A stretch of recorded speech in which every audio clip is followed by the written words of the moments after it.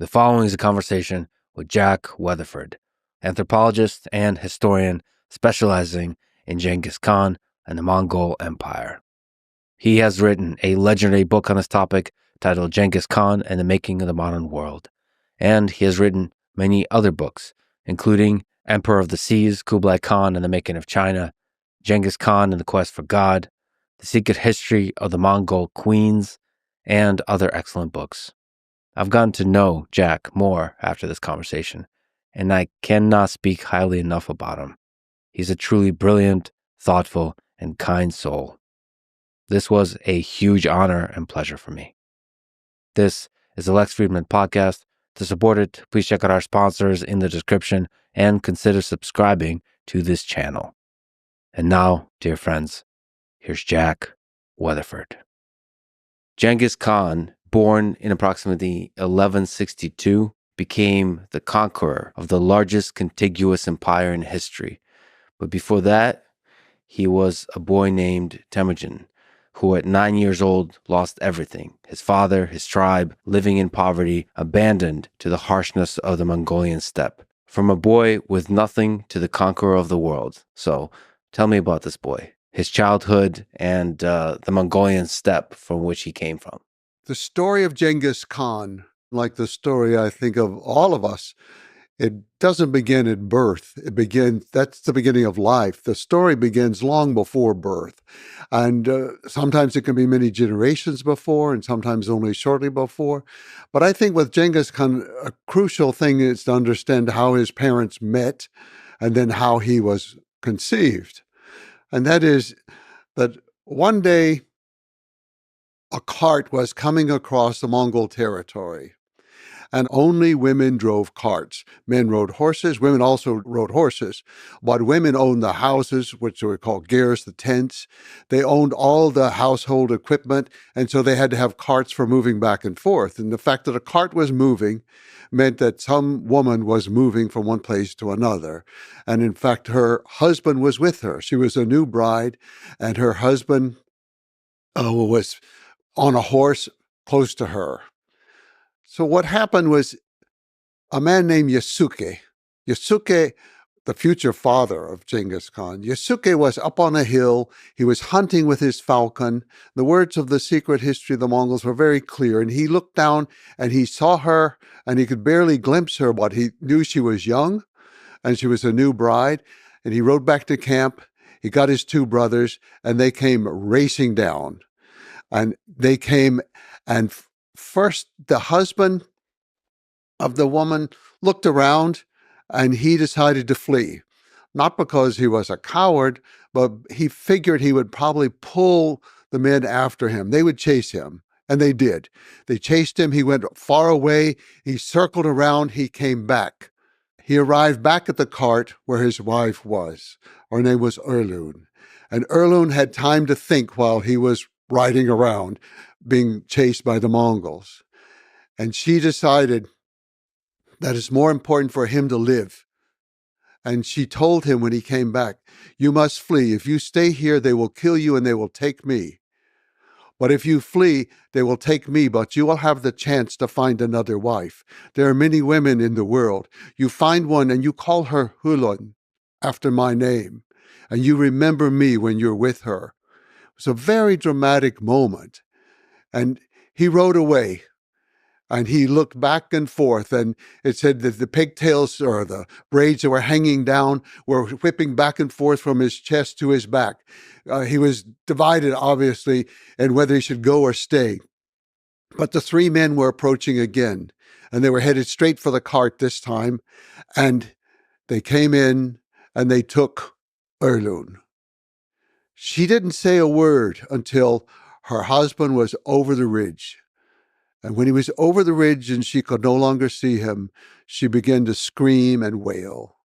And one of the brothers said to her, "It doesn't matter if you shake the waters out of the river and if you shake the mountains with your screaming, you will never see this man again." And he was right. And that was the moment that Genghis Khan's mother and father met. That's the beginning of his story in this kidnapping. And it's going to reverberate every detail of it will come back again and again, not only throughout the story of the life of Genghis Khan, but it's going to continue on with the feuds and the issues caused by it all the way into the future. And to some extent, in certain parts of the world, you could say it still exists. So the meeting is fundamentally sort of a mixture of heartbreak and dark criminal type of kidnapping. Yes. And from that is conceived this conqueror of the biggest contiguous empire in history. What I was really interested in was, how did this happen? Who was this person? As Wordsworth wrote in his poem, the child is father of the man. And it's the childhood that created him. And it's that episode that was before he was born, but all the things that happened throughout his childhood made him into the man that he became. And so he was now suddenly, this unusual situation was created where a child is going to be born to a kidnapped woman who is being held by strange people, the Mongols. They were not her people. And he already had another wife, or husband. He had a wife named Sochigo. He had at that time already one son. Later, he had another son with her. It was a very odd situation. And in fact, the father, Yasuke, wasn't even there when Temujin was born. He was off fighting the Tatars. And during this campaign against the Tatars, he killed 2 Tatars. One of them was named Temujin Uge, which is sort of person of iron, is what it means from the Turkic. But today, a part of also Mongolian language. So he came back, he had a baby, and he decided to name him Temujin, the person of iron, or Iron Man, we might call him. After the man he killed. After the man he killed. So he has a kidnapped mother. She's a second wife now, not a legal wife, but just a second kidnapped wife. And he's named for someone his father just killed. It was not an auspicious beginning. And in fact, just episode after episode in his childhood was inauspicious. The father and mother moved camp one time when he was quite young, and somehow they overlooked him and forgot him. He was left behind. So here's this young child, we don't know what age, but it could have been around 4 or 5, I think. He was left behind, and as it turned out, some other people, the Taichut, found him, and then they kept him for a while, and eventually he was reunited with his father and mother. And it's very odd to me that I never have any inkling of a spark of relationship much between the father and the son. Because then when Temujin is 8 years old, his father decides to take him off to find a wife, which finding a wife in the Mongolian terms means you give the child to that family, or you give the boy to that family, and he will live with them, and they will raise him up, and they will train him the way they want before he can marry their daughter.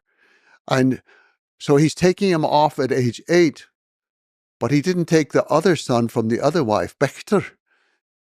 He was keeping him. There was something about Temujin having been lost once and found by the Taichut and reunited with the family. And now his father takes him off at age 8, and he was going to take him to Erlun's family, but he never made it. He stopped with another family. It's sort of like the first family he came across.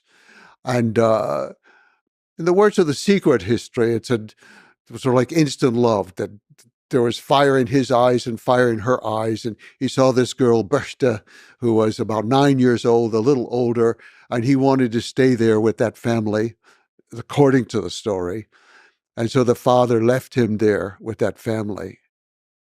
But on the way home, the father decided, he saw a drinking party, and he decided to join them. They were Tatars. He hid his identity. On the steppe, everybody kind of figures out who everybody is. They figured out who he was. And supposedly, they poisoned him. He got on his horse and was able to ride back home, but within a few days, he died. So now, Temujin is off living with another family. And somebody comes from his family, a family, not a relative, but a close person named Monголын comes to get him, take him back. And they make it through the winter. They make it through the winter. Mother Heirloom, by now, she has 4 sons and 1 daughter. I think the daughter had already been born, or the daughter was going to be born not too long after that. But they make it through the winter. The spring comes, and of course, the clan is going to move to a new camp. They go to spring camp from winter camp. And they have a ceremony for the ancestors. And they started the ceremony, but they did not tell Heirloom. And so she came, and she was angry that she had been left out. The old women said, "You're the one for whom we do not have to call. We will feed you if you come, but we do not have to take care of you." Letting her know that as a captive woman, she was not a real wife in their view. And that was really the signal that when they moved camp, they were not taking her with them. And they packed up and they took her animals. They took the animals, but at that moment, she still had 1 horse for a moment, and she jumped on the horse and she took the banner of her husband and she raced around the people. And the banner after death contains the soul of the person, sult, it's called. And so she raced around and they were a little bit nervous, and so they camped for 1 night and they waited until it was dark. Then they took off, and this time, one of the friends of the family came running out to try to stop them, and they killed him. And Temujin cried. He was a little boy, 8 years old. There was nothing he could do. He was just a little boy.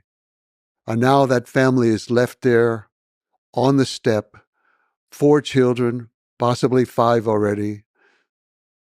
Sochigal, the other woman with 2 children, they're all left there to die on the steppe. When the winter comes, they will surely all die. How do they make it through the winter? Mother Heirloom, in the words of the secret history, she pulled her hat down over her head. She took her black stick and she ran up and down the banks of the river, digging out roots to feed the gullet of her brood. She fed them through the winter. She found foods, digging up whatever she could, finding whatever she could, everything she could. And even at his young age, Temujin was already beginning to go out to collect things. He could get fish. He could do a few tasks to help feed the family. It was an extremely awful struggle at this point. But she saved every one of the children. So Temujin's early years were marked by loneliness, abandonment, and struggle. Yes, even after this, he was kidnapped at one point by Taichiut people. He was kidnapped, and we would say, I think the correct word would be enslaved. They put him into a kank, a yoke, like a ox would wear. And so his 2 arms are in it, and his head is in it, and he's trapped in this thing. And every night he would be taken to a different ger to be guarded by that family. And one night there was a celebration, so most of the people are drinking, and he's left with a boy who's not very smart. And Temujin managed to take the kank, the wooden yoke that he's trapped in, and use it as a weapon by turning it around very quickly and hitting the boy in the head, knocking him out. That was one of the first lessons for the Mongols, that anything that moves is a weapon. This is going to go on for generations. Very important for the Mongols. If it moves, it's a weapon. He did that. He raced off in the night, and he jumped into the river to hide. He's still got a kank on him. He's still trapped under there. The people are looking for him. They come out, and they're up and down the river, and he's hiding underneath the water for the most part, trying to breathe as best he can. But it's dark, and it protects him a little bit. They give up and they say, okay, we'll come back tomorrow. He can't possibly escape. But the next day he knew one family that he thought he could go to. And he was right. He went to that family, and a great risk to themselves. They, in fact, were a captive family of the Taichiud, and at great risk to themselves, they managed to saw off the kank and then burn it in their fire. And they gave him food to escape. And then he had to go find his family again. So this is the kind of life that this boy Temujin had. So he, just to be clear, the neck is trapped and the hands are trapped. We think that's how it is. We just have the word. They don't say the head and the hands. I mean, we know that his body is trapped in it, but from all evidence we have, it's the hands and the head. And he's running around deeply alone with this thing. Yes, yes. And then he has to go out and find wherever his family is. So this, in part, was the foundation of his breaking with Mongol tradition that kinship is the most important thing above all else. Because here's his life story where he's abandoned over and over and over. By his father's own brothers. See, the men who kidnapped her, they had an obligation under the Mongol law and custom to marry her when her husband died. They did not. They should take care of her and her children because her children are the children of their brother. They count as the sons of the clan, or they should. But no, they had all deserted, all betrayed him. He learned very early on that you cannot trust family. You mentioned that Genghis Khan's childhood, Temujin, was marked by extreme tribal violence. Can you describe sort of the state of affairs in the steppe? How much violence is there? How much kidnapping is there? The story of Temujin is not a unique story for that time. Now, as an isolated family of outcasts, of course, he's not participating in the various feuds and the raids of the people around him, but they are constantly raiding in the winter. And for women and for horses and for any kind of valuables that they can find, it's almost like their way of getting trade goods from China, that one group raids the other in order to find out whatever they have for textiles or for metal. Mongols produce nothing. They could produce felt to make their tents, but they were not craftsmen. And so they had to get these items from somewhere, and it was through raiding. And so even in the genealogy of Temujin, you see going back generation after generation of women having been kidnapped, children born who are not necessarily the father's child, and it's unclear who the father was. And all of these issues go back for a long time. Later, Genghis Khan will realize, once he becomes Genghis Khan, he will realize that the true source of most of the feuding on the steppe is over women. And later he will outlaw the kidnapping of women and the sale of women, in part not only because of what had happened to his mother, but what happened to him next in his life. And this is one of the things you talk about, this, in some ways, the love story with his wife was her kidnapping was the defining. If you could point to one place where Genghis Khan, the conqueror, was created, it's that point. Yes. His wife being kidnapped. Can you describe, first of all, his love for this woman and what that means, and what the kidnapping of her meant? At age 16, Bertha, the girl he had met when he was 8 years old and she was 9, she's now 17, and she and her mother come.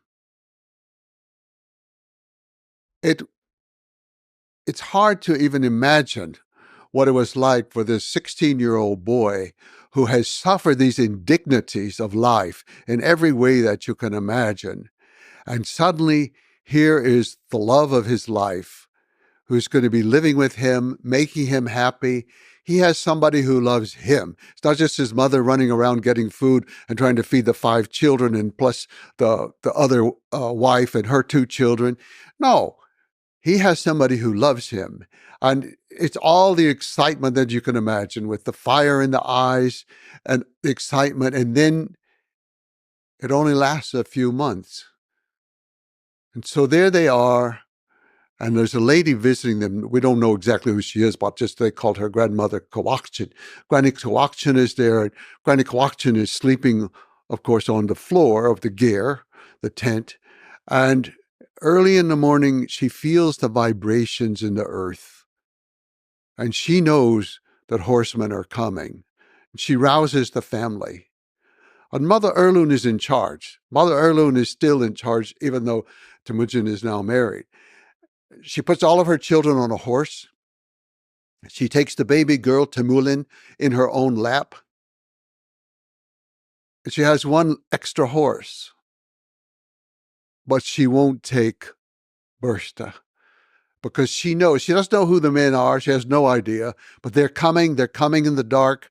They're coming for a woman. They know there's a girl there. This family of outcasts has acquired a wife, and they know that they're coming for that. And so she leaves Xochitl, the other wife. She leaves this old lady, Granny Kawakchin, who actually has her own cart, and she leaves Bursta. They pile into Granny's cart, and it's only an ox to pull it, so they don't get too far before the attackers get there. But Mother Erlun is right. She's able to get her children off to the mountain, into Burkhan Haldun, to the mountainside, away from them, because the men are so focused on this cart and finding out how many women are in there and who they are and all. So Mother Erlun saved her family, but at a cost. Suddenly, Temujin realizes he has obeyed his mother, but he's lost the most important thing in his life. And I do think this is the defining moment of his life. The story began back when his mother was kidnapped, but now the kidnapping of his wife, I think, is to define what will he do? What should he do? What can he do? Is he going to just resign himself to it? Is he going to go out look for another wife? And he decides that life is not worth living without Bursta. He has found something good in this life. And if he has to die trying to get her back, he will die trying to get her back. And this is the early steps of the military genius born, because in order to get her back requires an actual organization of troops. He needs allies. Allies. He goes to a man who ruled the Karyat people in central Mongolia, kind of on the Tol River, about where the capital Ulaanbaatar is today. He goes there because that Wang Han is his name, or Torgal Han. He goes there because Wang Han had been the lord over his father at one point, and his father had gone on raids for him. And so he went there. And actually, he took a gift. That's because Bursta's mother had brought a sable coat as a gift for Mother Erlun at that time of the marriage. So he took the coat, and he took it, and he gave it as a gift to Wang Han and asked for his help. And Wang Han said yes. And he said, I will send some troops, but we need more. And you need to ask Jamukha. You need to ask him to come also. He said, I will send a message to him to get troops. You have to tell the story of Jamukha, because the story of Genghis Khan is one of people abandoning him, being disloyal, and here is a person who's not of his kin, but becomes his, in a way, brother, in a way, loyal, and as you've described, he's both the best thing to has happened to Genghis Khan and one of the biggest challenges in the later years to Genghis Khan. So who was Jamukha? Jamukha was a boy about the same age as Temujin, and his family had winter camp close to where Mother Erlun was living with her children. And so the two boys met during the winter time. In fact, they both claimed descent from the same woman about 4 generations earlier, or 5, it's a little unclear. She was an Urihanghai woman who herself was kidnapped. And actually, Jamukha was the descendant of her from the fact that she was pregnant at the moment of kidnapping.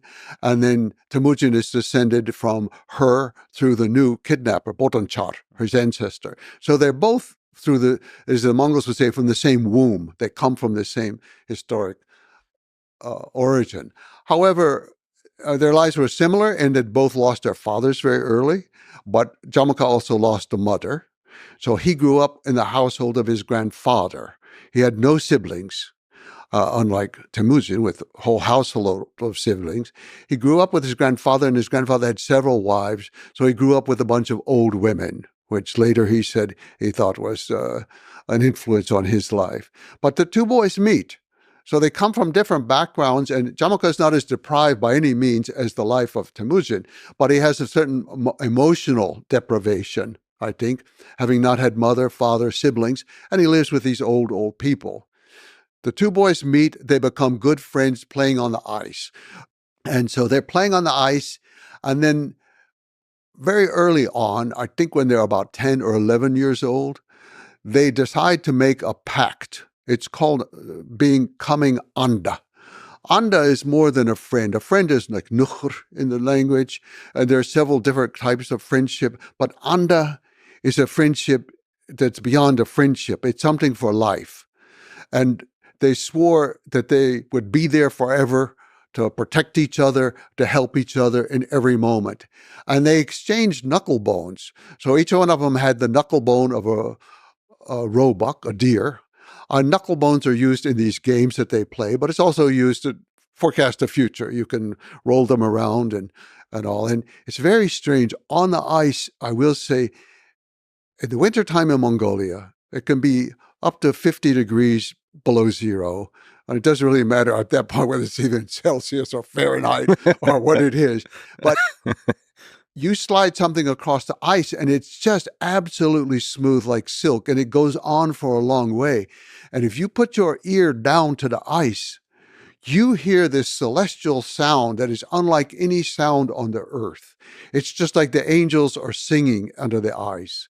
So once they've sworn this relationship of anda, then a couple years later, they swear it again, but this time they're slightly older boys and they have bows and arrows, and so they exchange arrows with each other.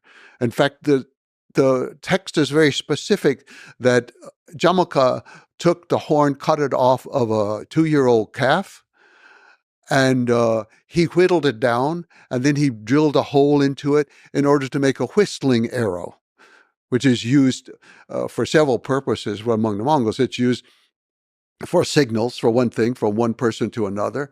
But also when you're hunting, if you want to move the animal in a certain direction, you send a whistling arrow in the opposite direction to make the animal move. So it had a lot of uses. So the boys had exchanged roebuck knuckles. This time they exchanged, and so they had been close friends. And Wang Han said, okay, Jamaka should raise some troops and go with you. And he did. So the three set out, some troops from Wang Han. He himself did not go, he was too old, but he sent some troops, and then Jamaka and his troops, and then basically just Temujin and his family. He just had his brothers, that's all. They set off to find the Murkut people up the Seleng River, which flows into Siberia and on into Lake Baikal. They had to go through some extremely rough territory. And you see in this episode, though, Jamaka is already a little bit fierce without necessarily thinking it through carefully. He gives this long speech about all the things they're going to do to the Murkut people. We're going to jump through the tunnel, the smoke hole in the top of the gear. We're going to jump in there and we're going to kill them all. We're going to kill the men and the women and the children. We will destroy these people forever. He has an extremely militant rhetoric, at least. And he's also rather critical of the other people. Wang Han's people came late, and he gave them this long lecture about, we are Mongols, and if we give our word is our promise forever. And rain or sleet or snow, it doesn't matter. We be there on time. So he's dressing down his superiors. He's very aggressive, but he's very helpful. So these troops, they move in on the Murkut camp. They also come in at night. And so there's a small amount of warning because some men are out hunting sables, the Murkut men, and they race back to the camp and they tell the people, and the people are getting ready to get out as fast as possible. So Bertha has no idea who's coming. She doesn't want to be kidnapped again. It's just somebody. So she and the grandmother go auction again, and Xochitl, they're loaded into a cart to go away. So Temujin comes in, and there's a full moon that night, so they could see what they're doing. And he's really searching for her. He's not paying too much attention to the battle. And he's calling for her, and she hears his voice. She knows who it is. She jumps off the cart, and she runs to him. And they're reunited, and he grabs her, embraces her, and then he said, "This is the goal. This is why we are here. We don't need anything else." He was very clear about that. And that was his first full-on military engagement. Yes, aside from the things, yes, his first full-on military engagement. Now, along the way, in addition to escaping all these horrors, he had killed his older half-brother, Bechter. And that, too, was a deeply formative experience. So what was that about? Can you explain in Mongol society the role of the older brother and the power struggle there? And, not to moralize, but there's also, the ethical foundation behind the murder. The killing of Bechter, that's one of the things that's totally unknown outside of the secret history of the Mongols. None of the Persian chronicles, none of the Chinese chronicles, none of them knew about this until the secret history was deciphered and translated. But Bechter was the older child of Xochitl, and as such, the older brother has complete authority over the younger siblings in Mongolian society. They have to refer to him with a special pronoun all the time, ta, and he refers to them as chi. It's like a formality. And his word goes. He is the father in the absence of the father. But also, it's quite common that if a man dies and his brothers, he has no brothers, or his brothers do not marry his widow, then if he has a son by another wife, she will become his wife. So it would have been common that Bechter eventually, when he passed through puberty, would then perhaps marry Mother Erlun. Now, I don't know that happened, but I think either it did or Temujin was trying to prevent it, because it was bad enough that he was the older brother, but he becomes the older brother and a stepfather. I think Temujin just couldn't handle that. And he was already, Bechter was ordering him around, so he would take things like a fish or a bird that Temujin had caught, and that's perfectly acceptable in the Mongol hierarchy. So Temujin would catch a fish, and Bechter would take the fish. Yes, it's only recorded once, but it perhaps happened several times. So that's an okay thing to do for an older brother. Just take stuff.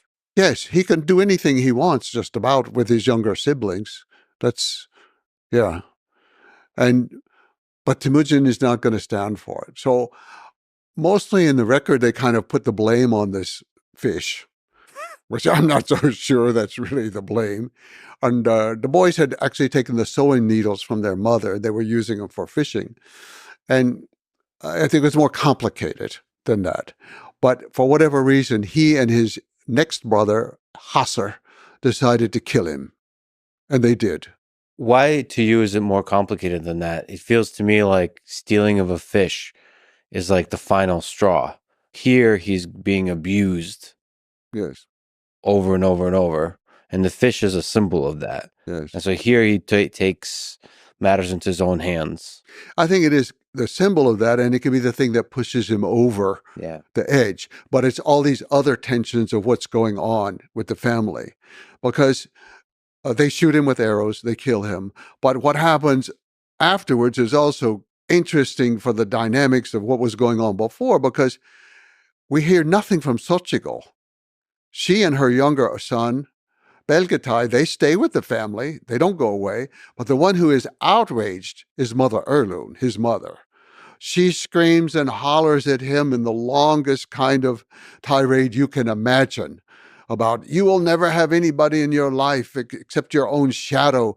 And, you are worse than everything that she could name. They could be worse than. She was outraged and went on and on and on about it.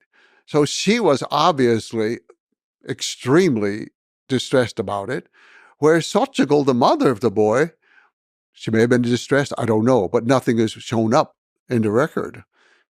So he does have this episode of having killed off his brother, but I don't think it was a deeply meaningful, I think it was important, but I don't think it was emotionally deeply meaningful for Temujin. The brother was gone, the problem was solved, mother is extremely ticked off at him, but it does show, in fact, it's interesting if it's not a big deal for him, it does show that he's willing to resort to murder to take care of a bad situation. Yes. He is capable of doing anything that needs to be done to resolve what he sees as a problem. Bechter was a problem. He resolved it at a very young age. So he'd had that experience behind him. But now Bechter's younger brother, Belgatai, is on the raid with him and with Jamoka when they go to capture Bursta back. So he has both loyalty, and Belgatai stays loyal to him his entire life. So it's very interesting. So actually, if we return to Bursta, is it normal to have such a love story across many years when you're separated and sort of having that kind of loyalty? Because it was two-way loyalty from Bursta to Temujin and Temujin to Bursta. And this is like before he was Genghis Khan. I think as children, he was too preoccupied with staying alive and trying to find fish and roots to eat and things like that to really be pining for her all the time. But for whatever reason, she came, and it could be that her family liked him in some way, or that she remembered him, or that she had no other suitors. Because at 17, she should have been married, actually. So I can't explain why, but it was certainly a strong love story after the fact, if not before. I mean, those two were loyal to each other throughout their lives. She was, I would say, the most important person to him after that. He went to literal war to get her back. He risked everything. He was willing to die. He was willing to kill. He was willing to die in order to get her back. And he got her back, and now he's reestablished his relationship with Jamoka. And so they decide to stay together, and they all go off to the Hornak Valley. And she is pregnant. This becomes a huge issue forever. It's one of those things that to this day, almost, it's an issue in what happens. But as he says much later in life, when his own sons rebel against him, and they call that first child a merchant bastard, he defends his wife viciously. He's to his own sons. He says, "You were not there. You do not know who loved who and who did not. You did not see the sky turning around. You did not see the stars falling. You did not see the earth turn over. You don't know what was happening. And if I say he is my son, he is my son. Who are you to say otherwise? You were not there. You come from the same warm womb. And if your mother could hear your words, her warm womb would turn to cold stone." So he defended her forever. But he's off now. We go back to the beginning. She's pregnant. They're in the Hornak Valley.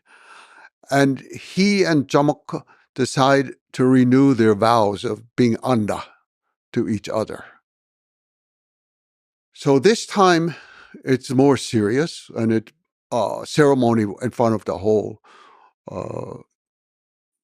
we can't say tribe, it's not big enough yet for a tribe, but the whole clan that's there.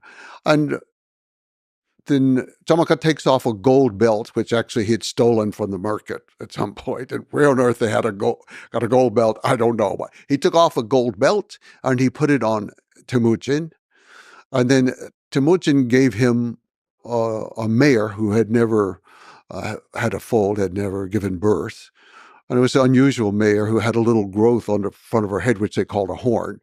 So it was an unusual gift. And It has meaning, but I don't know all the meanings behind it. It's sort of odd to me. But the golden belt, you can kind of sort of think about it in different ways. But the golden belt, the belt for the Mongol man is really the sign of manhood. And in fact, this belt of bus, a woman was often then and even now called person without a belt, because that's how they were at that time. Today, women wear belts, of course, but they still use the word buskui, with no belt. So it's a very important symbol of manhood. So he gave that to Temujin, and they celebrated. And in the words of the secret history, they slept apart under the same blanket, apart from the other group, and they were happy together. And then when the baby was born, Temujin named the baby Zuch, which means visitor. Some people say, well, it's because the child was really the market child. Other people say, no, it's because he was a visitor on the territory of Jamuk at that time. And other people can say, well, but Jamuk's ancestor, who had been born from the kidnapped woman who was pregnant, that they had named that Zorigadai, which meant foreigner. So it's kind of like a parallel, the visitor, the foreigner. And so Jamuk's clan took the name from him. They were called Jardaran.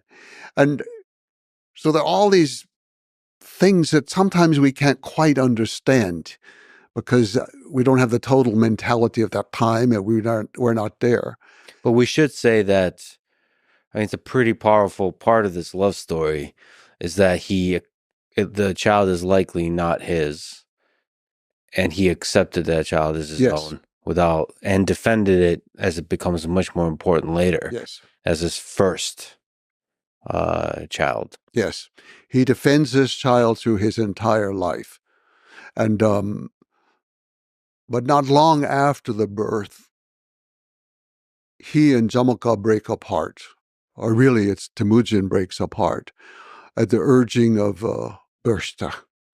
She said he lords it over you too much. He orders you around too much.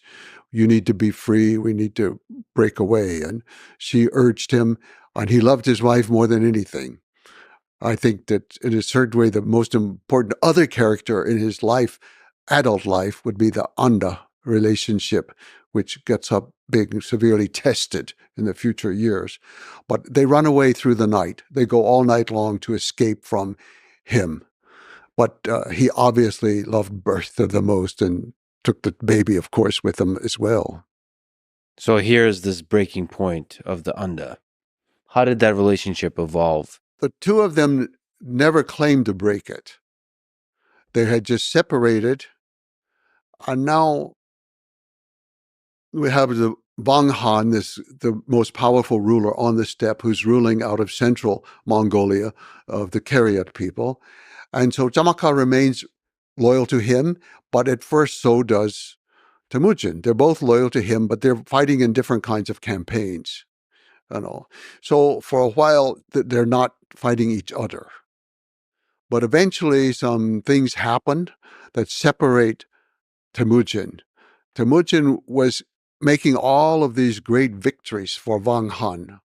And he even got the title Wang, which means from Chinese, meaning prince or king. Wang Han received that from the Jin dynasty because of all of these conquests against the Tatar people. So Temujin was rising up, and then he wanted his son to marry the daughter of Wang Han. And Wang Han said no. His own son, told the father, no, we don't marry those low people. They're Mongols. They're not like us. We are Kariat people. We're not going to marry them. And so then now war, you could say, breaks out, or feud, really. It's more of a feud. And Temujin has to flee far away into the east to a place called Baljuna. And he goes to Baljuna. And at this time, then Jamaka is going to fight on behalf of his lord, Wang Han. The two of them do not meet in combat, but now their forces are fighting each other. And they didn't see that. There's an obvious tension there. There's an obvious, if slight, breaking of loyalty, right? Yes, it's hard to know what's going through their mind at that point. We only have it later on when the relationship is being resolved in unfortunate ways, that they claim that neither one of them ever truly broke it because they never harmed each other directly. And in fact, then Temujin eventually defeats Wang Han. So he takes over central Mongolia. He's starting to really rise up now. And he has the title from his own people of Chinggis Khan. They give him that at Black Heart Mountain by the Blue Lake. It's a very beautiful, special place. But he takes that title. That's not a title that anyone had ever held that we know of. Chinggis Khan, it was a new title that he just thought up, or somebody thought up, or somebody thought it had auspicious meaning behind it. It's very close to the word Tingis, which means the sea. It could have had something to do with that. Mongolians really like, we might say, puns of, they like words with multiple meanings. And that's very important to them. The more meanings a word has, the more power that word has. So if it has different meaning in different languages, so in the Mongolian, it sounds like strong, chin, Чингис. But in Turkic, and there are many Turkic people, including the Merkit themselves are mostly Turkic people, it sounds like the sea, Tingis. So it's exciting to them when there's this double meaning. Yes. And the double meaning plays with each other, and that excites them. Especially with names. Yeah. I'm like today in Mongolia, well, I've been there so long, I think the fad is past now, but about 20 years ago, it was popular to name children Michelle, girls, because it's a French name, an American name, and it means smile in Mongolia. So it's the power of three great languages and three great civilizations. And so many names are like that. And so I think Chinggis, it doesn't have one meaning. I think it means powerful. It means the sea. I think it means many different things. But so he had become a Khan, and he was ruling over him. And so Jamukha now switched loyalties to the next kingdom over, called the Naiman people, who are farther west. And he becomes the protege, you could say, of the Naiman people. But when Genghis Khan attacks the Naiman, Jamukha deserts the Naiman. He tells them these people have snouts of steel and they eat humans alive. And he was telling them all these horrible things about the Mongols, you know. And Taiyang Han, the leader of the Naimans, he was rightfully scared about them. And he was left there. And he, in fact, was very quickly also defeated. So Jamukha has not fought against Temujin in this campaign. And he's off with some of his people, Jadagan clan people. He's off with them, and they see the turning of the tide, you know, but he now wants to become the great Khan of the steppe. He has very few followers, but he takes the title Gurhan, which is a very old, ancient, important title. But because Wang Han is gone, Torgal Han gone, that he can take this title and pretend to be the great Khan of the steppe and all. But his own people turn against him, and they capture him, and they think they will take him to Chinggis Khan. It's not Chinggis Khan. They'll take him, and they'll be rewarded, perhaps, for turning him in. And Chinggis Khan does reward them immediately. He kills them all because they have betrayed their leader, who is his Anda. It's a very strange encounter. And so supposedly, Chinggis Khan says to him, come back to me, save me, be beside me, protect me, be my shadow, be my safety guard in life. And supposedly, Jamukha says, but I did betray you when my people fought against you, and you will always know that, and you will never completely trust me. I will be like a louse underneath the collar of your tunic. I will be like a thorn in the lapel of your dell. He said, kill me, without shedding my blood. Let me die. And if you do, take my remains up to a high place and bury me, and I will be the guard. I will be the protector for you and your people forever. So they obviously, Temujin did not participate in the killing, but he ordered the killing. And he was either, it's not specified how he was killed without shedding the blood, but the Mongols had several ways, because the most honorable way to die was without shedding blood. The blood contains part of the soul, and if you lose it, you're losing your soul before you die. So they usually wrapped them up in felt carpets and then beat them to death or trampled them to death with horses, something like that. There are a couple other methods, but I think that's probably the method by which Jamaka was killed. And so he was killed, and then Temujin or Chinggis Khan had his remains taken up and buried in a high place. This is over near Tuva, which is today part of Russia. But until the 20th century, it was a part of Mongolia. The Tuvan people, very, very close culturally to the Mongols. It seems that both of them, under relationship, had a deep value for loyalty. And so the way, it's not worth living after you've been disloyal, which is the Jamaka perspective, right? He had become very practical at this point, and he understood that you needed complete, total loyalty and trust with everybody around you. And I think for this reason, he was willing either to accept the plea of Jamaka, and when Chinggis Khan was asking him to come back and to be his shadow and to be his safety guard again, maybe that was just a formality that he knew would be rejected. Or maybe when Jamaka offered to be killed without shedding blood, that was a formality that he thought would not be followed through. Nevertheless, to me, just reading your work and understanding this history, this relationship seems like a really, really important relationship that defines the nature of loyalty. Yes. For Genghis. I would say in both negative and positive ways, it was the most important relationship of his adulthood aside from Bursa. But that relationship really did not seem to have many negative aspects. They sometimes disagreed on things, but small things.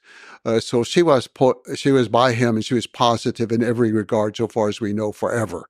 Although she was not submissive, but she was always on his side.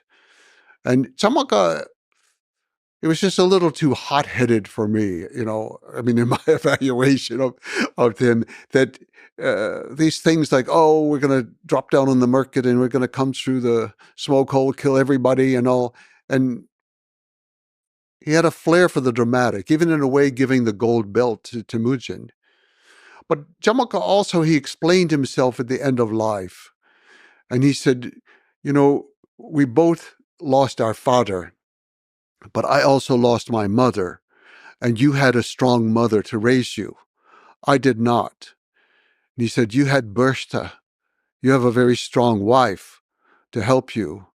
And my wife, he just used a word like prattler, like she just sort of complains and prattles along, and we did not have a relationship. So I think something about that rings true, that there were some elements of that were true. But Jamaka certainly didn't have the intelligence and the real genius for dealing with people, dealing with soldiers, especially in warfare, that Temujin had.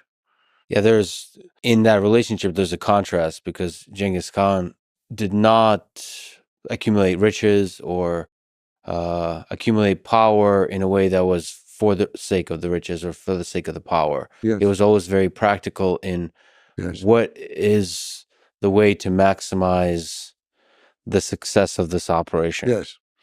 Yes. I often wonder what happened to the gold belt.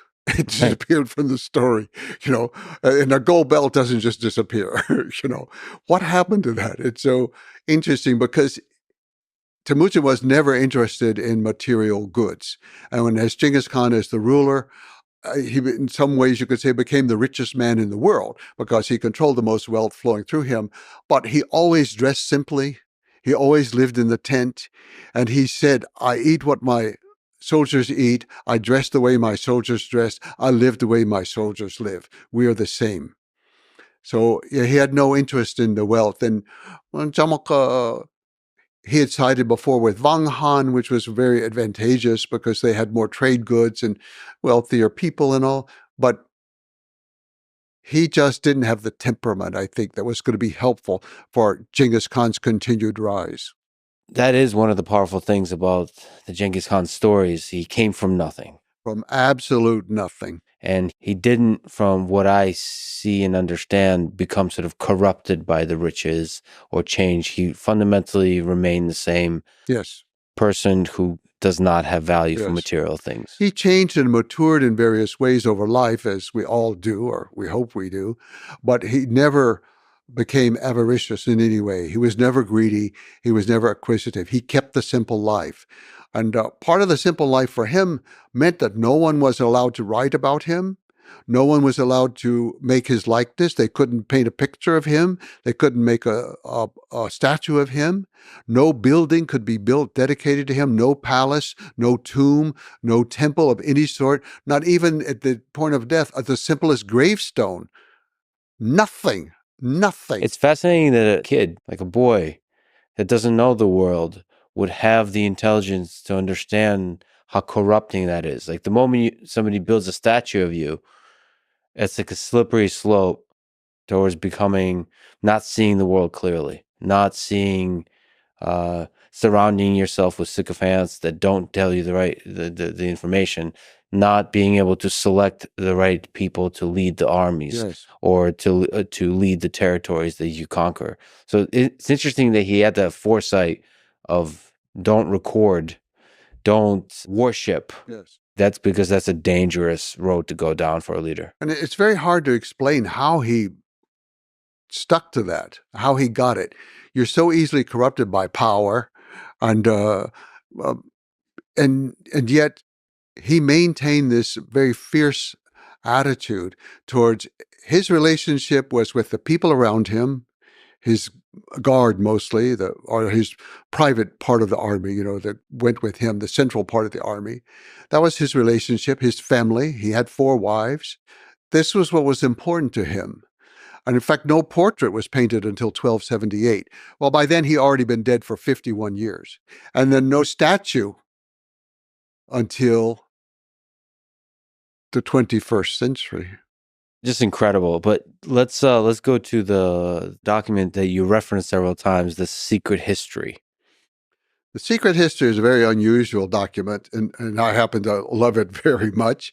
But I said, Genghis Khan allowed nothing to be written about him in his lifetime. People couldn't take notes. Even the army Genghis Khan ordered the invention of the alphabet for the Mongol people, and it was adapted from the Uyghur people. And so to this day, it's often called the Uyghur alphabet, the Uyghur alphabet.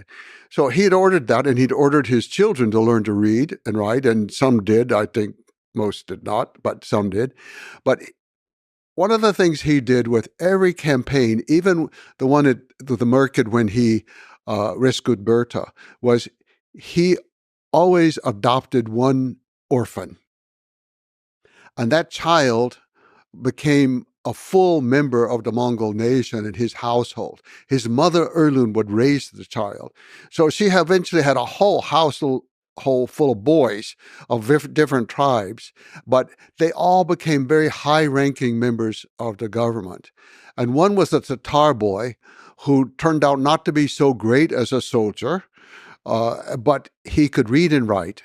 He was the best. And later, eventually, he became the supreme judge, appointed by Genghis Khan, of course. And so when Genghis Khan died, he recognized it was important not just to write down the law. That's all Genghis Khan allowed to be written in blue books, only the law. Nothing about him or campaigns or military anything. But Shigehutuk was his name. Shigehutuk realized that this was going to be lost, that this is a great historic thing that has happened. So he compiled a work. Part of it, I don't know, other people contributed, helped him, but it's a little bit unclear. The Mongols, they don't specify that. They always tell you exactly where something happens. So we know exactly where it happened in Mongolia. You can still go to that spot where he wrote it. That's very important to the Mongols. And we also know it's the year of the Mao, so it was 1228. Чингис Khan had died in 27. So he wrote down, it begins with what we would say are the myths. Although I'm not sure they're myths, but the origins of the myths. It begins with the marriage of a gray-blue wolf with a tawny deer. Then some people say, well, that's some kind of myth. It's totemic. And Mongols mostly, they look at me. I asked them about this. They said, what? He was named blue-gray wolf. She was named tawny deer. They married. They're very practical about it, and they think they're real people. Maybe they were or not. I don't know. But so this earlier history is just the genealogy as it should be. Who knows? But it's also in there because like Bodinchar, they call him Bodinchar the Fool, the ancestor of Temujin. He's cast out because he's just so dumb. The rest of the family doesn't want him. And his father is undetermined who he was. He kidnaps the Urihanghai woman. She has the child who becomes the ancestor of Temujin. So it's a confusing mess, but I tend to think it's probably accurate. It has a lot of good information. And by the time you get to the life of Temujin, the reason we know these intimate things is because that person, Shiki Hutuk, he was there, sleeping in the same gear with the people. So we even see in there, he will record instances where Bursta sits up in bed and tells her husband, okay, you got to do this, you got to do that. You can't do this anymore. We can't think of, it's all recorded, right? So it's a very intimate document. Mm-hmm. And this is one reason that it was secret. It was only for the family. They were trying to uphold Genghis Khan's prohibition against putting out information about the family. So it was secret for a very long time. So much so that scholars began to think it didn't exist. And then in the 19th century, a Russian academic who was working in China at the time in Beijing, he discovered a manuscript, which was very, very odd, that people didn't think was anything because it's all Chinese characters, but it makes no sense in Chinese. But he recognized, but if you read it, pronounce it, it makes sense in Mongolian. And so it was in this code that had been used to record the information in Chinese. So they're recording the sounds. The sounds, correct. They use Chinese characters to record sounds, which is always problematic in some little areas. You're not exactly sure what the name is or something like. But it was a very unusual document. And then once they found it, they realized that some of the Persian documents had incorporated part of that already. So that was very helpful to me because some of the Persians I trust very much and I like their work very much. And so it was helpful that it already existed and all of it, some of it existed in other Mongolian sources that were written later. Some of it was just incorporated. So it seemed to be fairly genuine, but it wasn't 100% pure. It had little things had happened to it along the way. Some things had been snipped here and there, and a few words changed. And like sometimes for Temujin, they call him Genghis Khan. Well, he wasn't the Han then. And sometimes they call him Han, which is like chief, and other times Han, which is emperor. Well, in Mongolia, it's a big difference, So there are little things like this that move around that you're not sure why, but it's a document that I have great faith in. It was not published in English until 1982, but Francis Woodman Cleaves at Harvard University translated it in the 50s. It was ready for publication, and he was having trouble with the publisher, and so it didn't appear for nearly 30 years. It was supposed to be 2 volumes. The first volume is the translation. The second volume was going to be the notes, and the second volume was lost. To this day, it hasn't been found. I would love to see that. But anyway, now it's in all languages just about in the world. Can you clarify? So there's 2 volumes. The 19th century Chinese manuscript covers the first volume. Yes, that was translated and then published by Harvard University. But the notes were just the notes from the scholar Francis Woodman Cleaves. Those were his notes, not Mongolian notes. There are Chinese notes that went with it because the Chinese had trouble understanding a lot of things in it. And they disapproved of some things, so they would try to put their own notes in the margins to kind of correct the story and explain away why the Mongols' women would be often marrying their stepson. It just did not match with Confucian ethics. So there's several things like that they try to skip around. But so it's interesting just to read the Ming Dynasty notes that are attached to it. But the document itself, Monголын Nutstopcho, it's just so important. And for me, it was the guiding document. I didn't want to be guided by anything else first. Everything else I would check to correlate and fill in blanks and give more information. But I went to Mongolia to travel around to those places because they are so exact in there and to feel it. And it's so important, I think, because history does not live in books. History does not live in archives or even libraries as much as I need them for my work. But history lives in the people. History lives in the memory of the people and the culture. And for example, the episode with the kidnapping of Bertha. So I went to that place and I didn't know when it happened, what season it happened. It was very important for figuring out the births that came afterwards and other events that were being correlated. Very important to me. And so I'm just talking to the people who live in that valley, the nomads there. They said, oh, it's clear. It was the winter. I said, oh, where did you read that? I said, no. Granny Coaxin was on the ground and she could feel the vibrations. She said, look, this is summertime now. You're not going to feel any vibrations. The ground here is so soft. Suddenly, a whole important piece that I've been searching for just came together from some nomad sitting there next to his horse.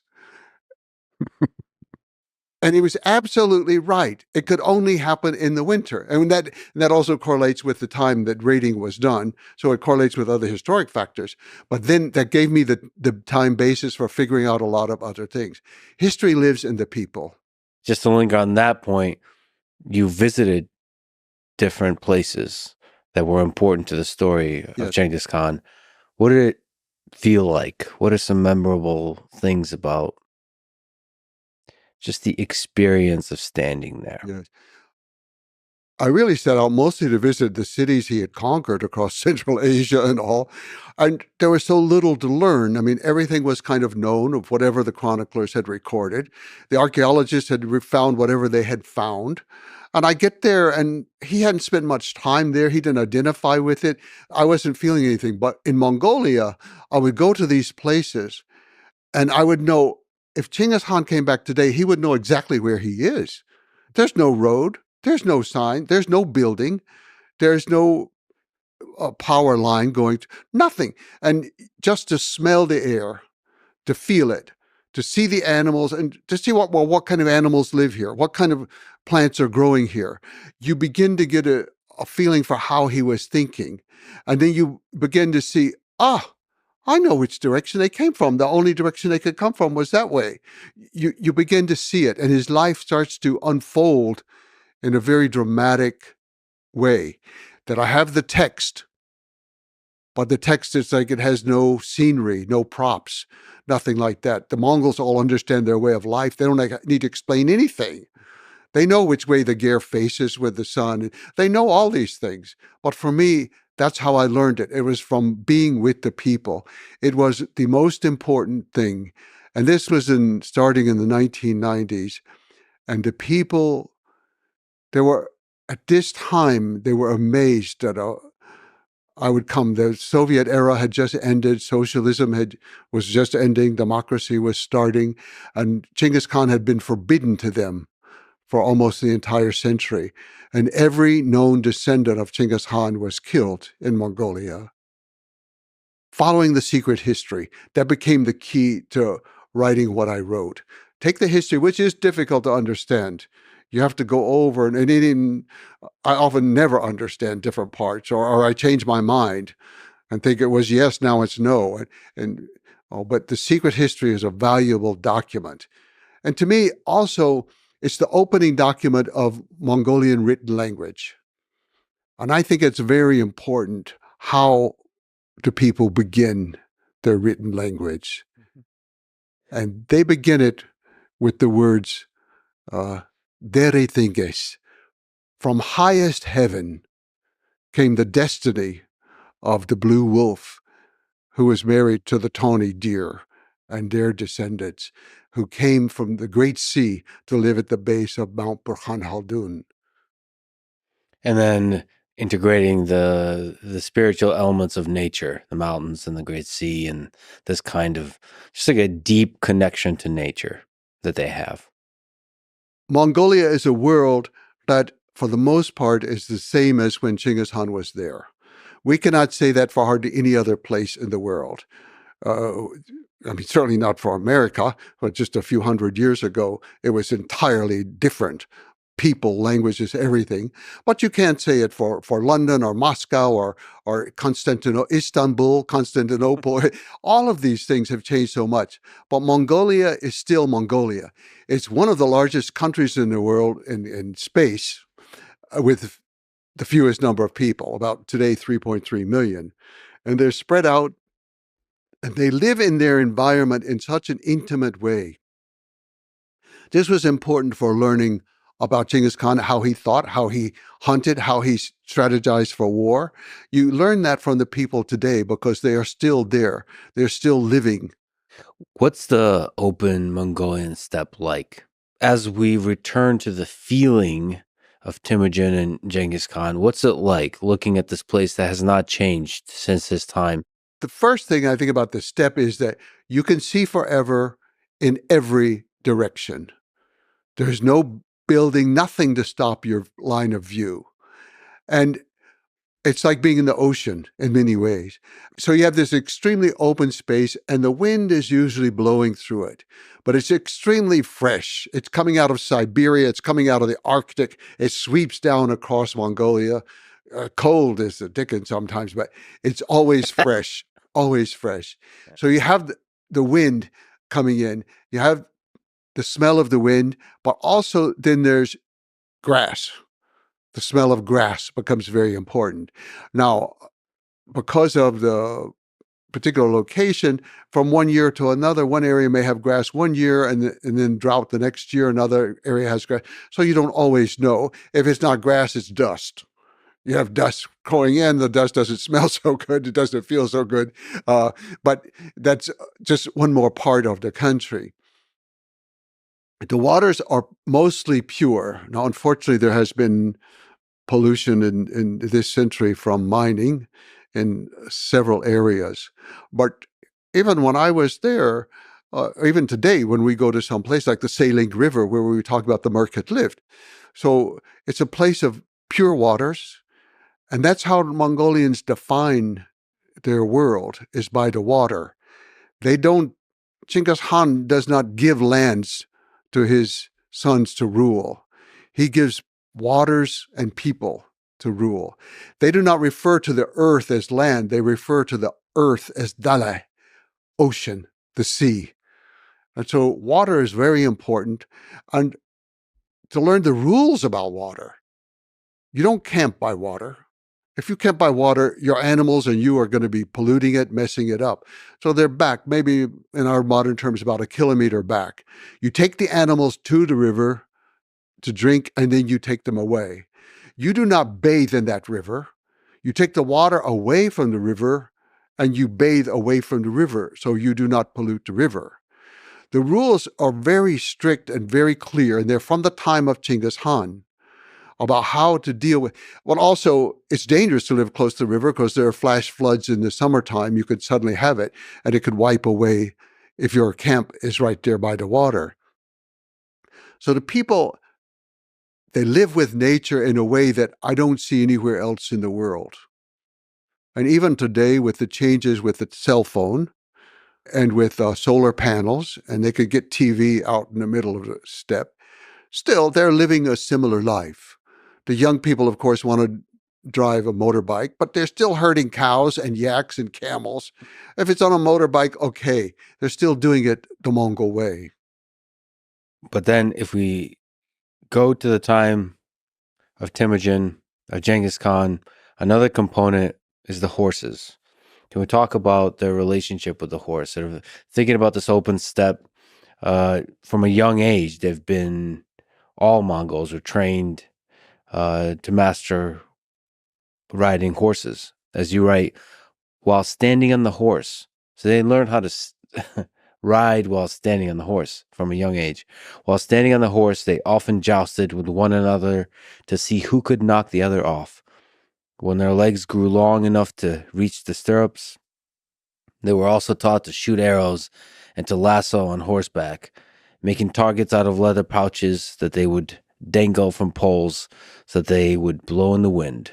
The youngsters practiced hitting the targets from horseback at varying distances and speeds. The skills of such play proved invaluable to horsemanship later in life.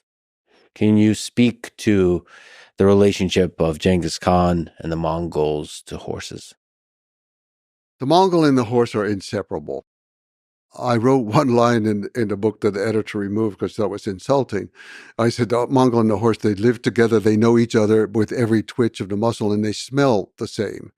Well, I was saying it just not to be insulting about anything, but they have that deep intimacy, and the horses do know their owner from the smell.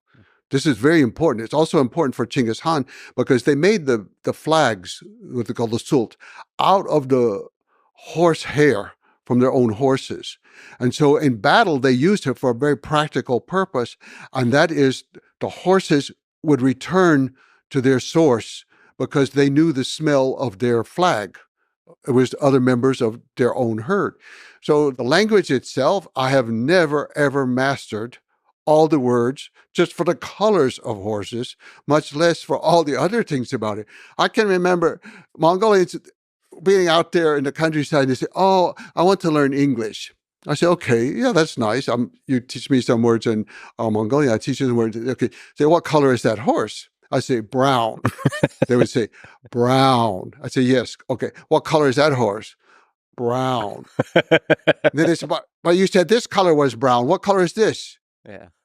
So, well, I mean, I it's just amazing. I mean, they have words based on sort of how smooth the coloring is and the variation in the texture and all the different. Today in English, sometimes you can put them together. We say like yellow brown or brown brown or, but the words for horses of course, by sex, and then they have three because they have geldings, so they're very important too, and by age, and by whether or not they've reproduced in the case of the females. All these things are important parts of the horse. And the horse, a few years ago, a presidential candidate ran under the slogan, "Raised in the dust of many fast horses." It just resonates with the Mongolian spirit, and the dust itself is important. The Mongolians, they will wipe the sweat and the dust off the horse and wipe it onto their own forehead, which is the most sacred part of the body, where the soul resides. This is how intimate the relationship is with the horses. And they're hard on them in some ways. They train them very well. They ride them very hard. But the horses are also trained for that. They use a very small crop. It's a little bit like a stick with a slight whip at the end that they hit the rump of the horse. Never anything else. They're horrified at Western people who use metal spurs and metal to harm the horse in the stomach. And to harm the head of a horse, they say it's a capital crime. I mean, I don't know anyone who's ever executed for it, but you never, ever harm a horse's head. So horses are important in every way, even religiously important with the making of the fermented horse's milk, that the mother goes out every morning and she throws some to each of the four directions to start the day. And they use it for every kind of thing. But, some things puzzled me that in my watching, I remember one day being with a very nice family. It happened to be on a gelding day when they were out there gelding the would-be stallions who don't get to be stallions. But one of the this family, they had a bunch of boys, and only think about 1 or 2 girls, were like 4 or 5 boys.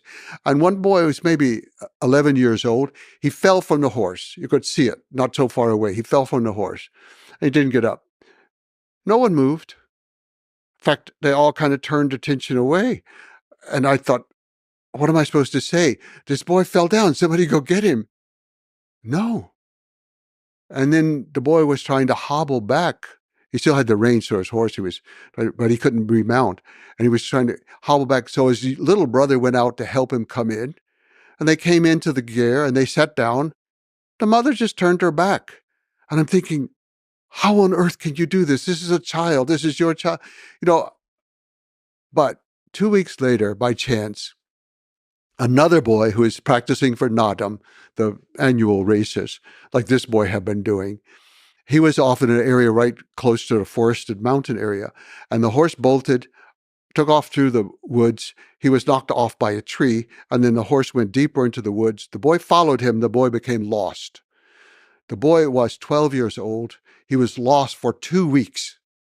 And he lived. I would have died in 48 hours. He lived. He said, well, he slept in the daytime when it was warm. He walked at night when it was cold. Even though this was the summertime, the nights can be quite cold, especially on a mountain. And he sang loudly all night long to keep the wolves away. And he knew what to eat. And then he walked until he found water moving, and then he would follow that water down to the next. He lived. And I realized the boy falls from the horse, his mother's not going to be there. She knows that. And it's probably hard for her too to see her boy suffer, but she knows. Just a small tangent. There's a wrestler named Gary Colette, and he tells the story about mental toughness, that the first time he saw truly mentally tough people was when he visited Mongolia for a wrestling tournament. And he remembered that they were taking showers in ice cold water. And, all the other wrestlers, they would take the shower, and then when the water hits them, you could see a little grimace. With the Mongols, there was just nothing. It was emotionless, sort of like ice cold water or any other kind of hardship. Yes. You build a hardness to that. And I suppose that falling from the horse is just an example of that. There's a mental hardness and a mental toughness. You have to be able to take care of yourself. And with the weather, for example, often in that time and still today, some people, if they can have the privacy to do it, the men will strip naked in the first heavy snow and roll around in the snow in order to prepare for the coming winter. And the valley where I live, a lot of wrestlers come there to train in the summertime for the competition. And the water's very cold coming down from the mountain. And every day, when there's a break, they go down, they do not get in the water, never. But they take the water and they pour the cold water over themselves. And yes, that's refreshing to them, refreshing. Well, then getting back to the horses, the value they had for the horses and the horse riding skill they developed throughout their life created one of the most unstoppable military forces in history.